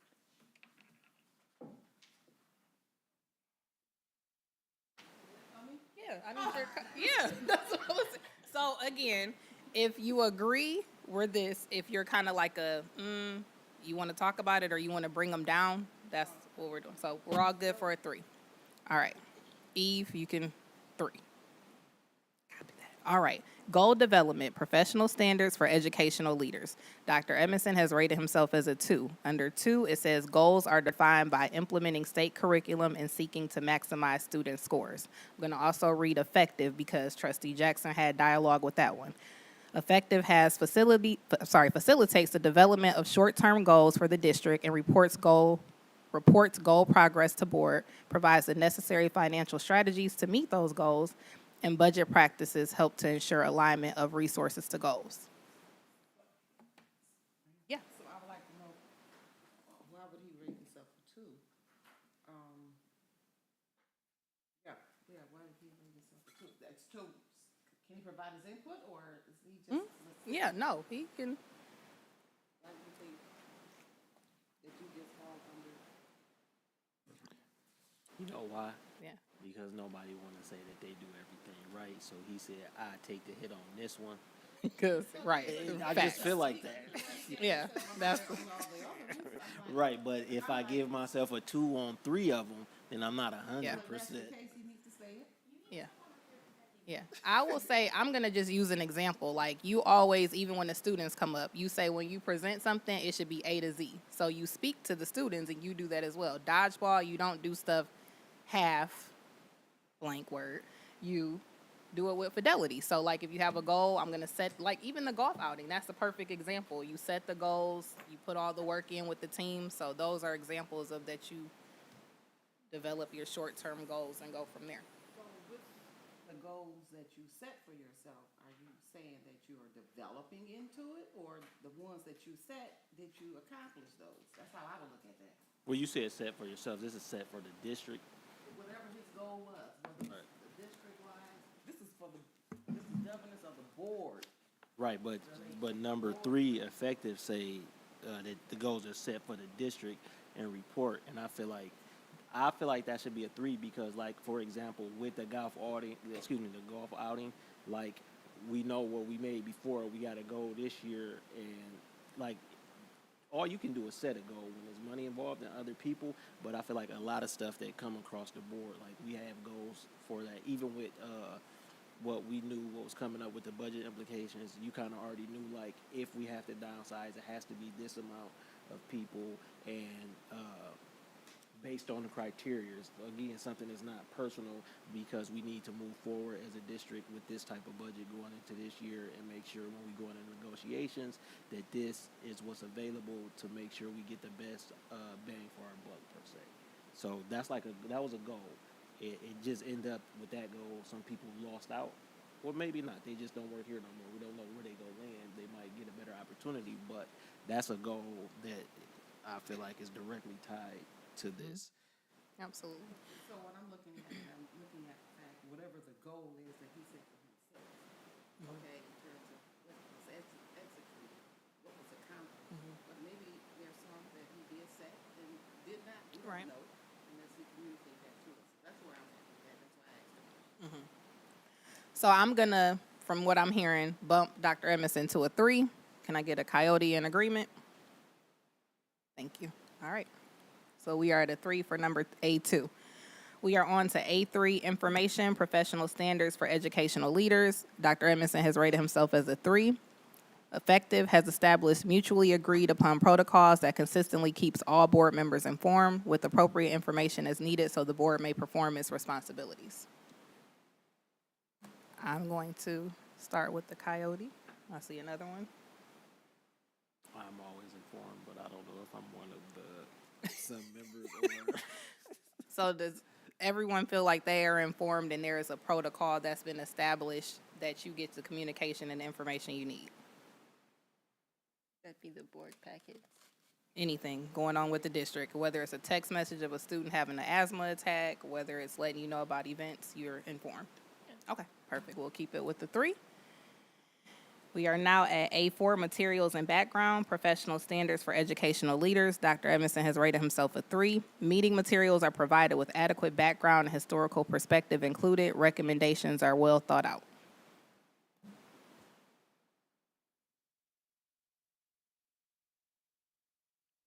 Keeping it with a 3? I'm well, yeah. Okay. Good. Yeah. Yes. Okay.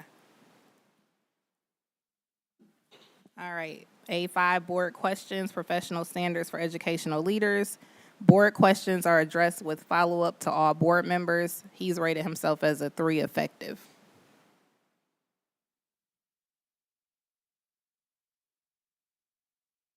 Moving on. Board development, professional standards for educational leaders. He's rated himself as a 3, actively encourages board development by providing board members with information regarding board development opportunities when they arise, ensures funding is available and aligned to board development plan. That's definitely a 3 because we are an honor board. Only because I knew about the classes. And you support that, so we'll go ahead with the coyote. All right.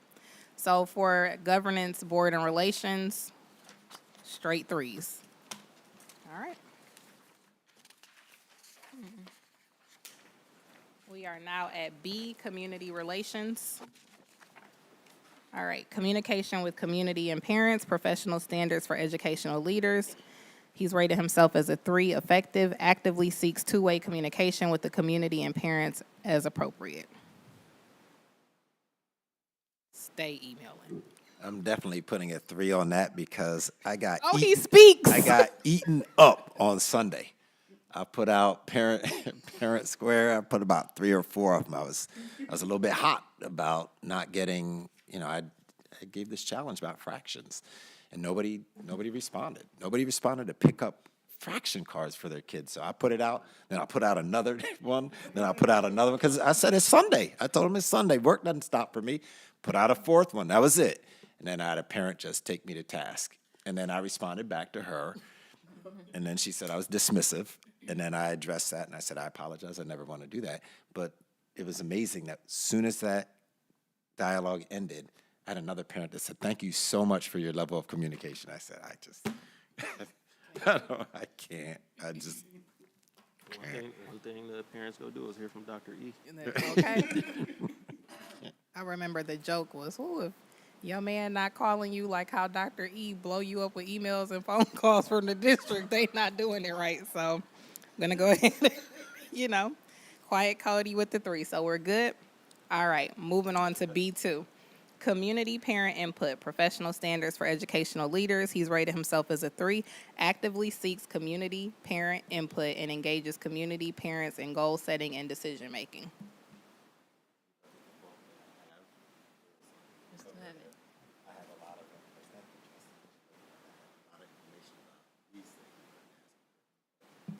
It stings, some of it stings, but it's good to have, as a district. But I try to find out how to work.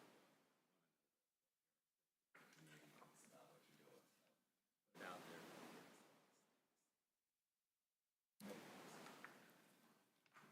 All right, are we sticking with a 3? I see the coyotes up. All right, moving forward to B3, media relations. He's given himself a 2, which is developing. isn't proactive but is cooperative with the media when contacted. Or 3, we can talk about effective, which is actively engages the media to promote the district and provide timely and effective information. So, I just told you why. I mean, technically it could be a 3. There's things that I do, but I don't know too many people that are going to call the news and say, but when they were there, January 6th, if you think about it, 3, 6, 10, I mean, well, not 3, 6, whatever the stations are here. I was going to New Jersey. Sorry. 3, 6, 10. Sorry, Channel 3, 4, Channel 7. 3, 6, and 10 in New Jersey. My bad.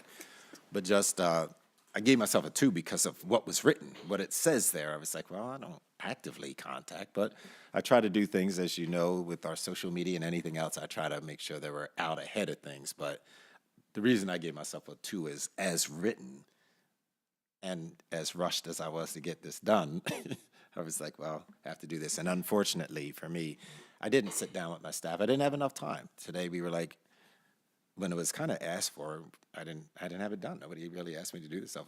So I did it today, and I had a lot going on today. Normally I'd have been sitting with the cabinet and we would go over this together. Like, how do we, this isn't about me, this is about we. But I didn't have a chance to do that, so it is what it is. I don't I mind. mean, I'll just throw it out there. You could look as actively engaged as the media, being prepared and being like how people just came to you even after the event. Like, can you speak to this? Can you talk about this? So, like, being prepared to be able to speak on that. Some people like, I don't have time. I got to decline or however. So it could be looked at as, I know we're going by what's written, but you represent the district when you speak. And January 6th, as unfortunate as it was, you had to speak a lot. And even after it, like months later, people still wanted you to write about it, email, talk to the media. I even had people trying to get me, and I'm like, who am I? But, you know, so, I mean, yes, but 1 of 7. But. So could we entertain 3, or will we like to stay at 2? Deuces or Coyote? Coyote? Okay, all right, we're gonna change it to a 3 for media relations. And I just think you might have took the word actively different than me taking it. Yeah. So, all right. District image, professional standards for educational leaders. He's given himself a 3, which says projects a positive image at all times and is a champion for the district, knowledgeable, and speaks well for the district. Sometimes speaks too much. That's my comment. Sorry. Oop. I was like, but I'm giving the Coyote a 3. All right. Moving forward. Approachability, professional standards for educational leaders. He's given himself a 3. He is consistently visible at a variety of events and is approachable by members of the community. I'm going to keep that 3 because the first time I actually ever seen you was at our 20th reunion. And I was like, who was that? Like, he did not go to school with us? No, I'm serious. I was like, he did not go to school with us. And Robert Belcher, who one of our class, class people, he was like, that's the superintendent running. So that's the first time I ever seen you. So I'm gonna get, because why are you at ours? Like, none of these people, you know what I mean? Like, you didn't know none of these people. He's everywhere. I'll just add to it. When people say you go to this event and that event, well, there he is, he's over there. Mm-hmm. I mean, I know he's there because they said to see you. Everywhere. And even sometimes I tell you last minute, and you're like, I just got home, but I'm on my way. So, you know, it does show up. Yeah.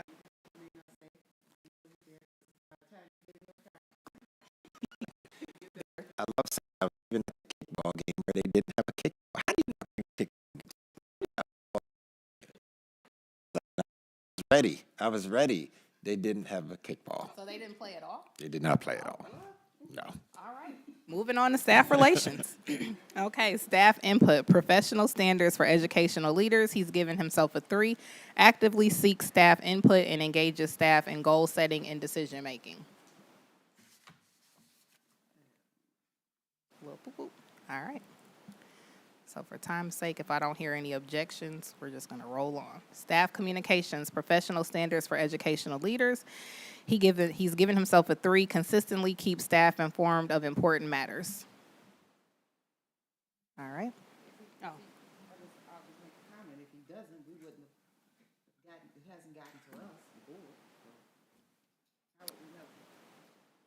Oh, they'll reach out. Yes, and yeah.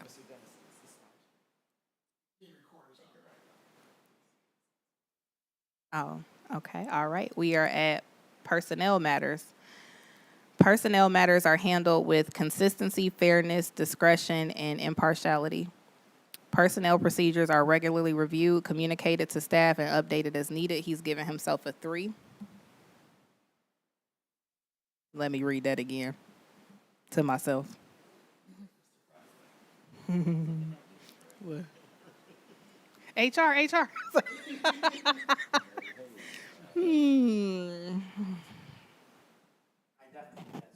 You know what I was gonna say, because there's been some scandalous things that have been discreet.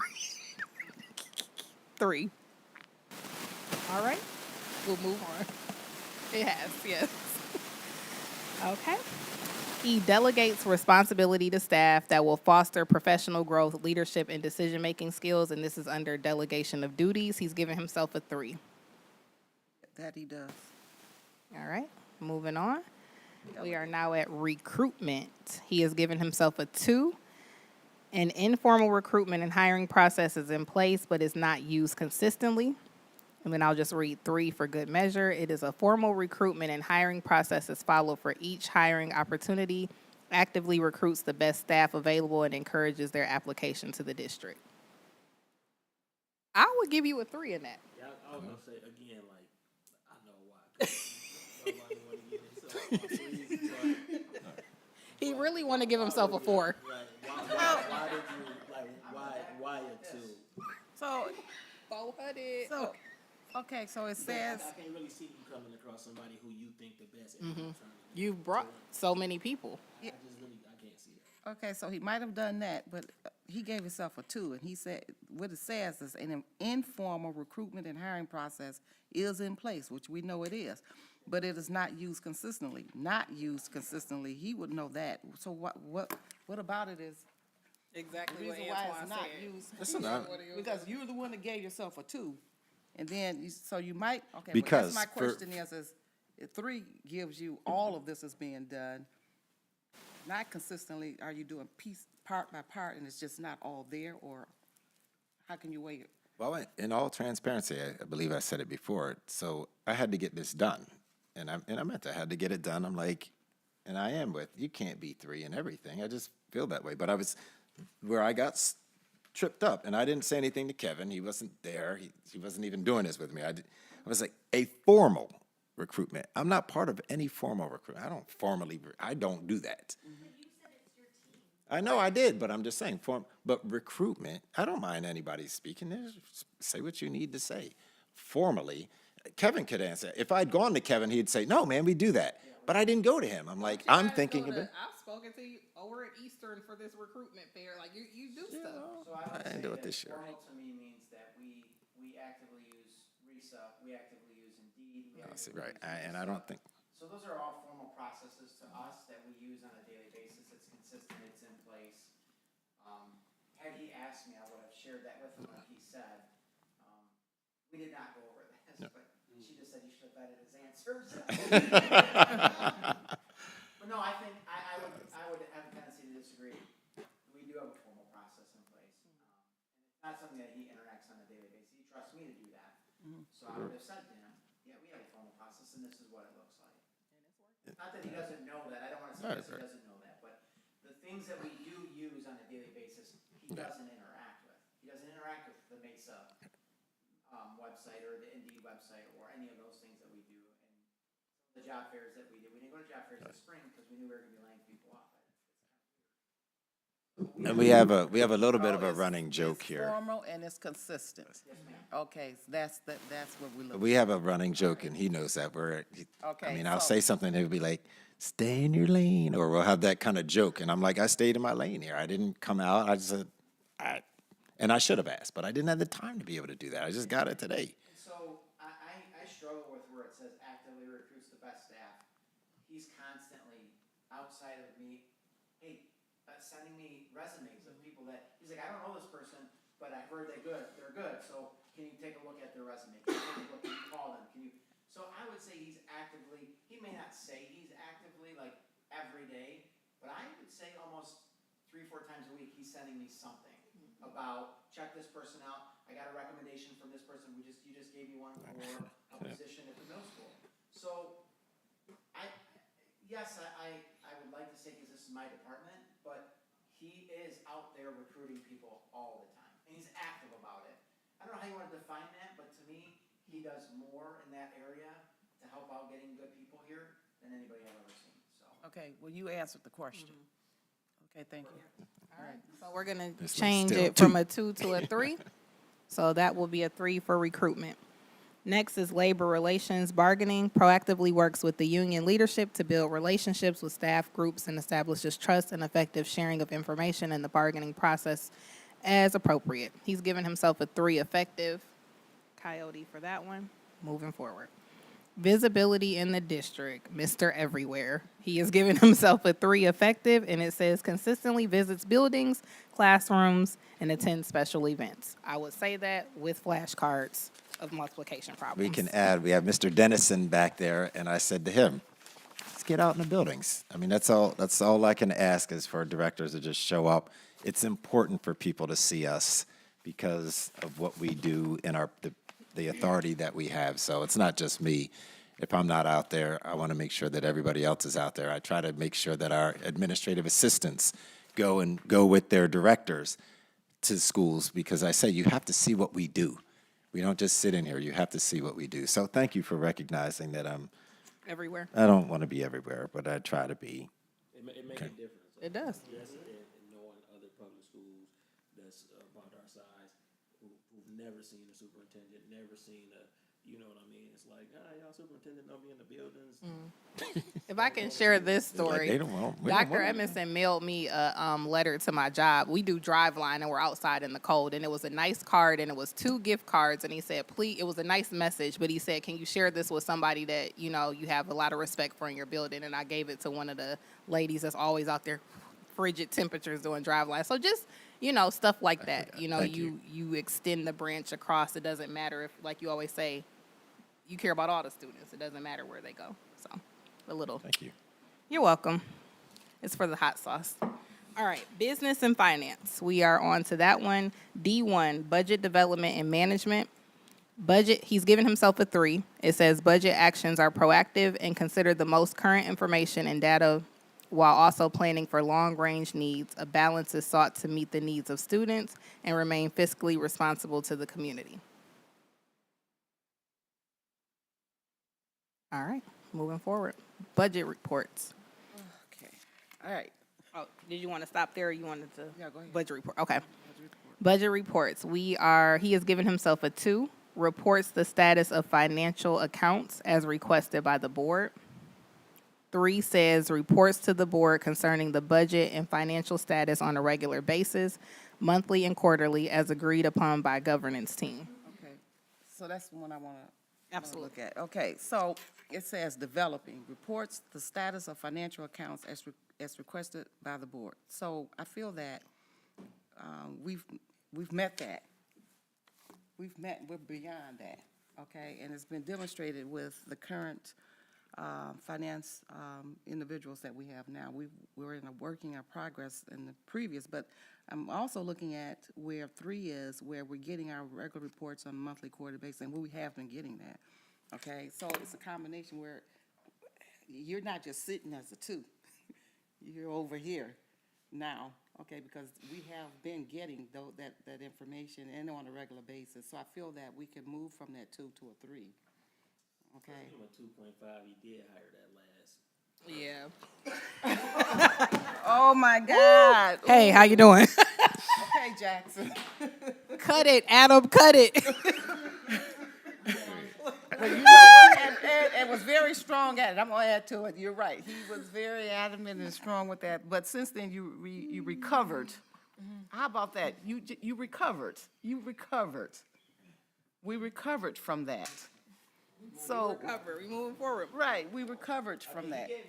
He did. Well, he probably was like, yeah, he was being honest and being like, okay, well, it was at the final quarter, Well, it was at the quarter of the year, so it's like, okay, the last part of the year. So maybe that's why, I don't know. I'm just trying to talk for you, but. Yeah, and in the beginning, I did say, At the beginning. stick to what it says, but we have had some great. Consistency, Yeah, we've had some great people in the department. I Yeah. mean, to have a zero finding audit, like things coming on Yeah. from the history of where we were. I mean, it's okay that you had a little ball drop. It's fine.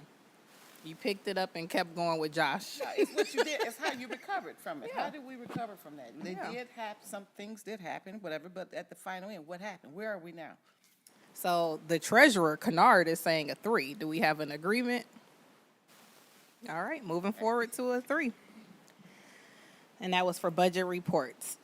Financial controls. Promotes appropriate financial controls, including third-party audits, reconciliation of accounts, up to date with GAAP and state accounting procedures, and maintains internal controls. He's given himself a 3. I would agree with that because the feds aren't knocking down the doors and we have the. Oh, you said yet?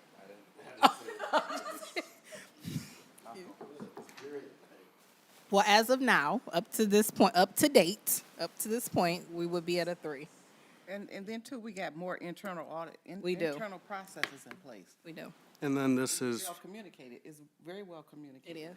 this was what, the first year we've had zero findings on the audit in Yeah. probably at least 10 years. Yeah. And it's not like because, I mean, it's unfortunate we've had to lay off, but if you look around, That's, it's that's part of something, yeah. planning though. Yeah. So we're going to keep that as a 3 and move on to facility management. Facilities management plan in place includes current status of buildings and the need to improve facilities in the future with a projected plan to secure funding. I'm biased because of sinking funds, so. And we And are- the great Jason Perkins and Mr. Ray Holt and their team. And we meet regularly. So we do. And the sinking fund is not overspent. Yeah. Clock that. Yeah. Okay. Sorry. 3. Moving forward to. Is that your suggestion? Yeah. I heard it was your suggestion to be outside of that building, that the high school looks outstanding. I've been, You listen, said it was the sinking fund. listen, now when people talk, I know this is your evaluation, sorry. I gotta be Diana Ross for a second. Skirt.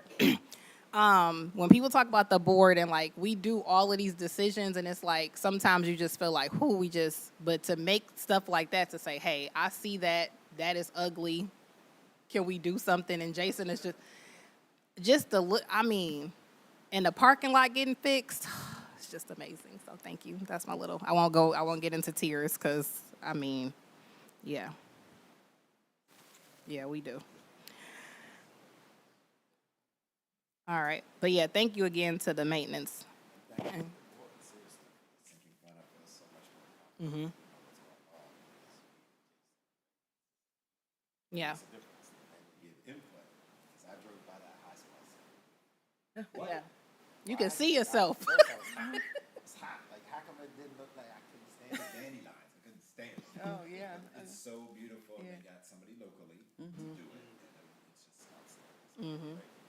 And we were at an event and a community member said, can we do some plants or something to the front of the high school? So just like people saying stuff and then seeing it come to fruition is just like great too. So, okay, sorry, moving to D5. Resource allocation. Resources are distributed consistently based upon district goals, needs, and to seek to meet both immediate and long-range objectives. He's given himself a 3. Okay, keeping it at 3 and moving forward.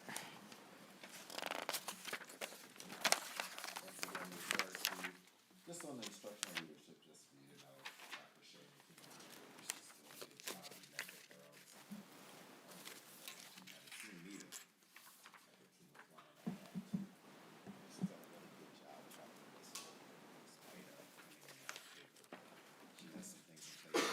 We've had other things in place. If you go to the section in there, you'll see. All right, we are under instructional leadership, performance evaluation system. Performance evaluation system has been established that is in compliance with state law, provides opportunities for growth to instructional staff, and is applied consistently across the district with consistent results.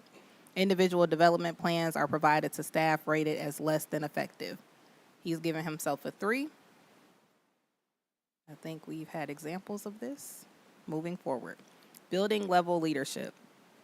Principles are provided, define autonomy consistently with accountability, goals for learning and instruction are prioritized.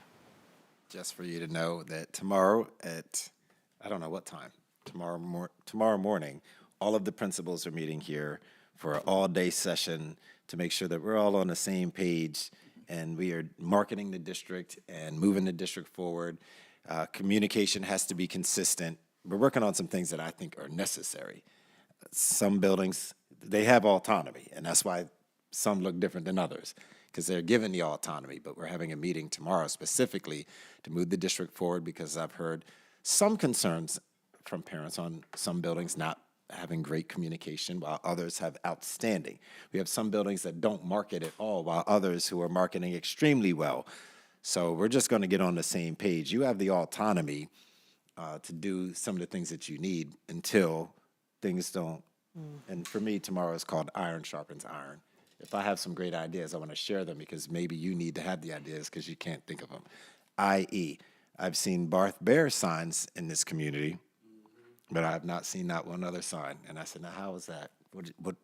How does one school have it and the other ones don't? So we need to do something. And I said, when we have these medallion ceremonies at the middle school, when you get a medallion, that should come with a sign that says, my son earned a medallion at RMS or something, or something. I don't even know if people do bumper stickers anymore, but put that sign in your own community. If you drive in this community, and I'm honest about it, you don't feel RCS. You don't feel it. You don't see it in the sign. You don't see it. I saw a Metro sign. I got upset about it. Like, how they have a sign? And we don't. So we're doing some stuff. Yes, sir. Boss. That's my boss right there, y'all. He's born after 1994. So when people email, this is the boss, Darcel. Don't look at me. No, I was walking around my neighborhood the other day and I saw one of those bar signs, but then I saw a WIC sign. But I looked closely in the bottom right, it was an old RCS logo from like 10 years ago. Yeah, but I don't think it's a current WIC sign. That's what he said. Right. They still have it in there. I wouldn't think that she would ever put it. I think it's an old But sign, even if it was an old sign, it could have been last year. That's still the wrong one. but 2 years So make sure you get that address so we can get them an updated sign. Yeah, get them a new one. So do they have, is it speaking points, that's consistent, is used among, all the administration, or is that something you're gonna develop? Those are things that we can develop. We're talking about that tomorrow. Like, if you go into my board, see, I have like 10 things there that we have to talk about, and I have an agenda. If you'd like to see it, it's a really good agenda. What we're doing tomorrow, Dr. Shammy put it together too. Put the agenda together. I'm very excited because I'm like, some people just aren't creative, and they need some help to be creative, while other people are analytical and other people are introverted. That's true. You do a buddy thing, We need to be on this. Someone to be on the same page. you buddy with each other. I just think that in your hometown, you have to be number one in your hometown. In this district, we have Summit there, we have Metro, and probably some others, I don't know. How do we be number one in our hometown? There's a way to do it. But again, thank you for that three. Well, you took over the mic when we started, so are we at a 3 for building level leadership? Okay, moving forward to staff development. Staff development programs are offered based upon available opportunities that are targeted towards staff growth and increasing student achievement. Is this PD? Just for the people in the back. Nobody's in the back, but the three.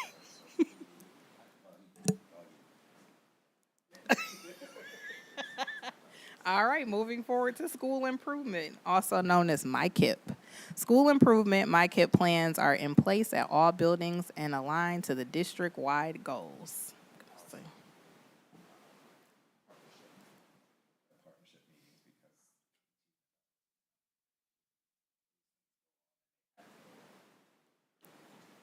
And we're all a part of that because the board has to do their thing too. So we're at a 3, hearing nothing, moving forward to curriculum. Curriculum is in place, aligned across grade levels, and in compliance with state standards. We're making some changes at the elementary level. One of the reasons is I went in and I asked kids a question in mathematics and they started drawing. I'm like, what is that? The curriculum we used, there's this aspect of drawing. I'm like, Is it Bridges? Bridges. Yeah, and it can, I'll mute my mic on that one. I'm back. All right, we're at a 3 for curriculum? Okay. Wait, Oh, sorry. is the curriculum in place already, or is it? Oh, it's in place. They drawing. Wait, Oh, sorry. Go ahead. now we're gonna make some changes to move away from that. Because, I mean, I'm not on the curriculum subcommittee, but I know that Dr. Shammy, that was one of her first bullet points of like, oh, no. And you Yeah. see trustee Kamal back there, you see I don't have any. treasurer back there. It's in there, her vision too. That's Dr. Shannon, how to get there. And her rationale behind the evidence of like, I mean, I see it. I have done. Oh, yeah. But again, I'll mute my mic. I don't want the Bridges people to come How do you after know me. these two fractions? How do you know which one's greater? They started drawing. I'm like, that? You can't draw. And it's, you cannot, 1 + 1 is 2. It's a whole nother way you have to figure out, you know, how to.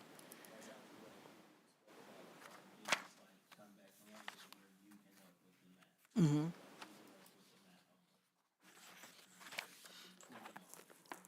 Well, that's what I'm doing now. That has nothing to do with this, but I'm offering flashcards.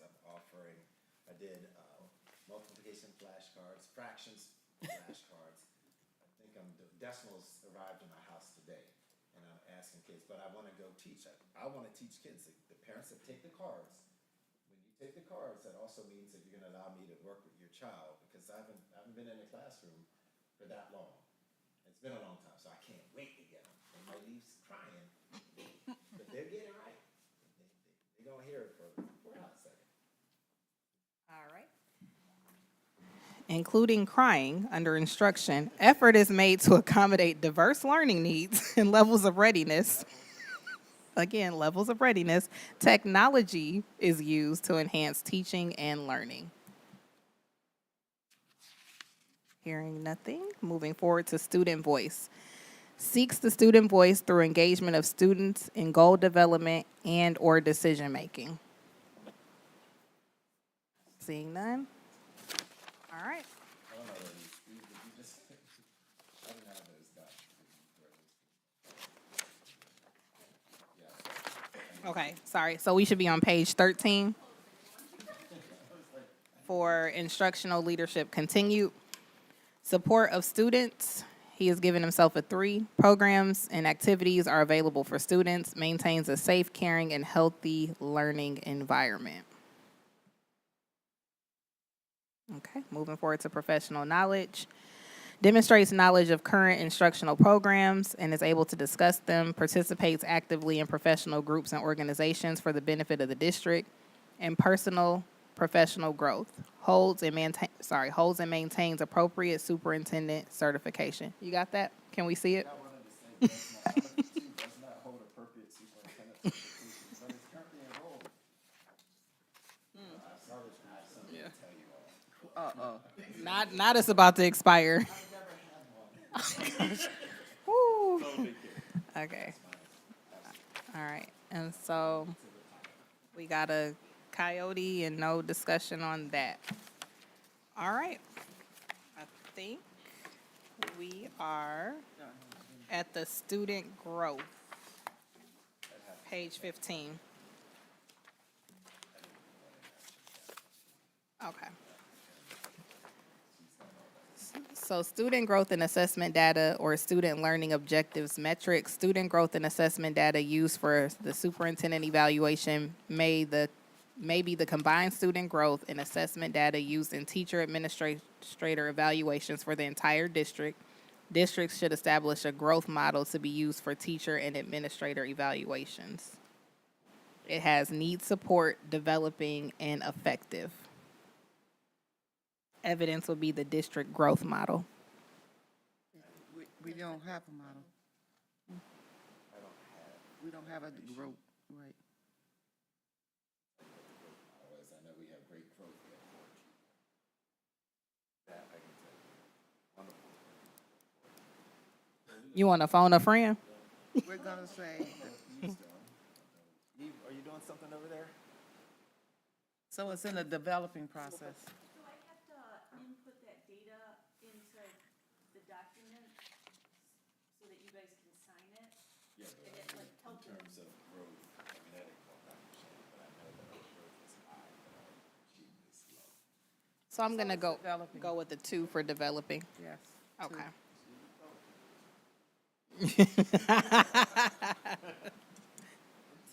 What they say, old toodles? Okay. Now we are at progress toward district-wide goals. Progress made by the school district in meeting the goals set forth in the school district's school improvement MyKit plans for district goals. Progress was made on fewer than 67% of goals. Progress was made on 67 to 84% of goals, and progress was made on 85 to 100% of goals as indicated in district-wide improvement plan or district goals. At developing. Hold, please. here's the MyKit portfolio report. Do we see a?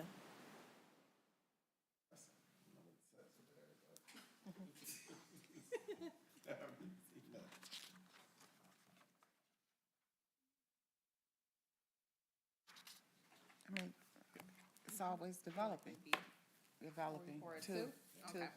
Would we know the percentage? I feel comfortable with two. That's what I'm saying. Do y'all see the percentage? It's right here. See, Is it No, I'm between saying 67 have- and 84? so that's why you gotta look at it and say, okay, how does it meet?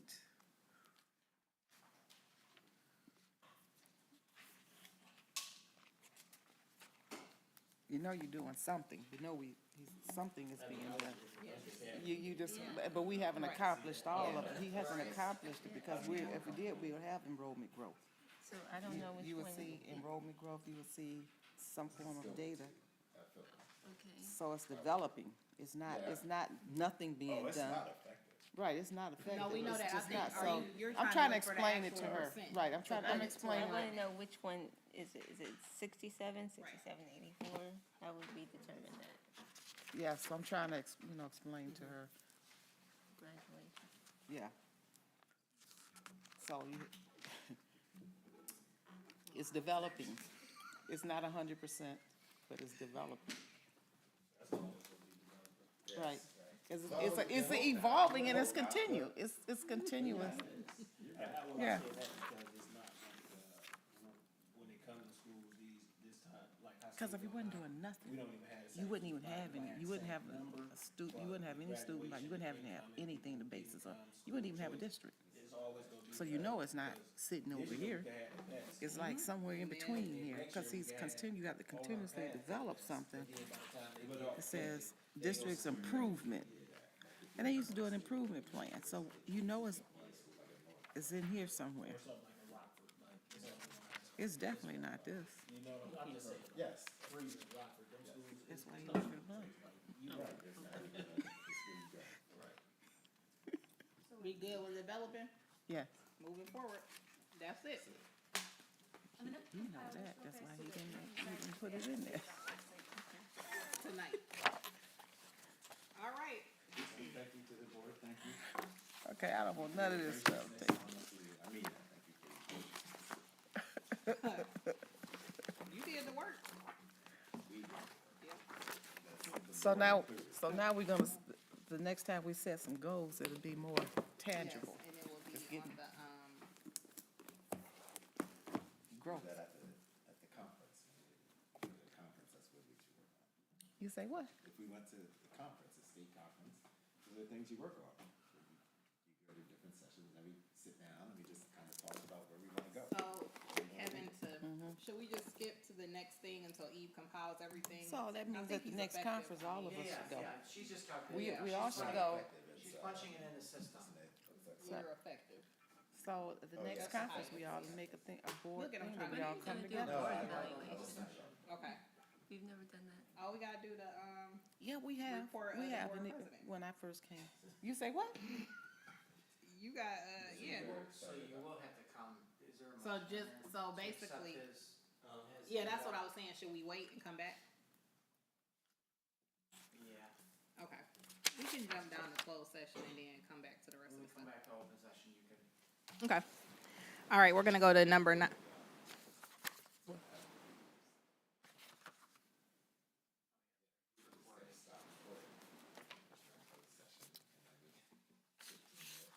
You wanna just take a recess while she does that? Yeah. Okay. Make a motion for recess. It's been motioned by Laster, supported by Kennard. All in favor? I'm not taking it. In recess at 6:56.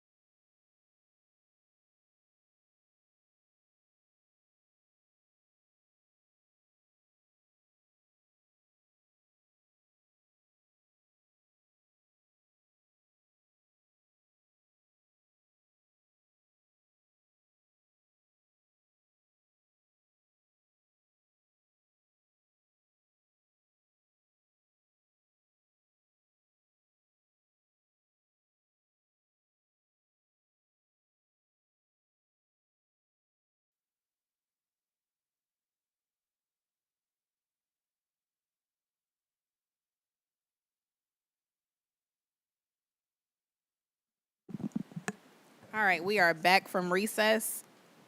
We have finished the superintendent evaluation. I would like to make a motion to accept Dr. Edmondson's evaluation as effective with the percentage of 88%. Support. Been motioned by Laster, supported by Kennard. Any discussion? All right, Laster, yes. Kennard? Yes. Davis? Yes. Kamal? Yes. Jackson? Yes. All right, motion passes for the evaluation. Congratulations, Dr. Edmondson. And to the team. All right. Report of board president. I just want to thank the team for coming out. And thank you, Adam. Thank you, Kevin. Thank you, Eve, for all your hard work that you do on this hot day, especially coming out. Any communications from board members? Trustee Kamal? No. Treasurer Kennard? No. Trustee Jackson? No. Vice President Davis? Anything from you, Dr. Edmondson? All right, be it resolved that the Board of Education approves the June 30th, 2026 closed session for the purpose of 8C collective bargaining strategy. Support. It's been motioned by Laster, supported by Davis. Any discussion? Laster? Yes. Davis? Yes. Kamal? Yes. Kennard? Yes. Jackson? We are in closed session at 7:04.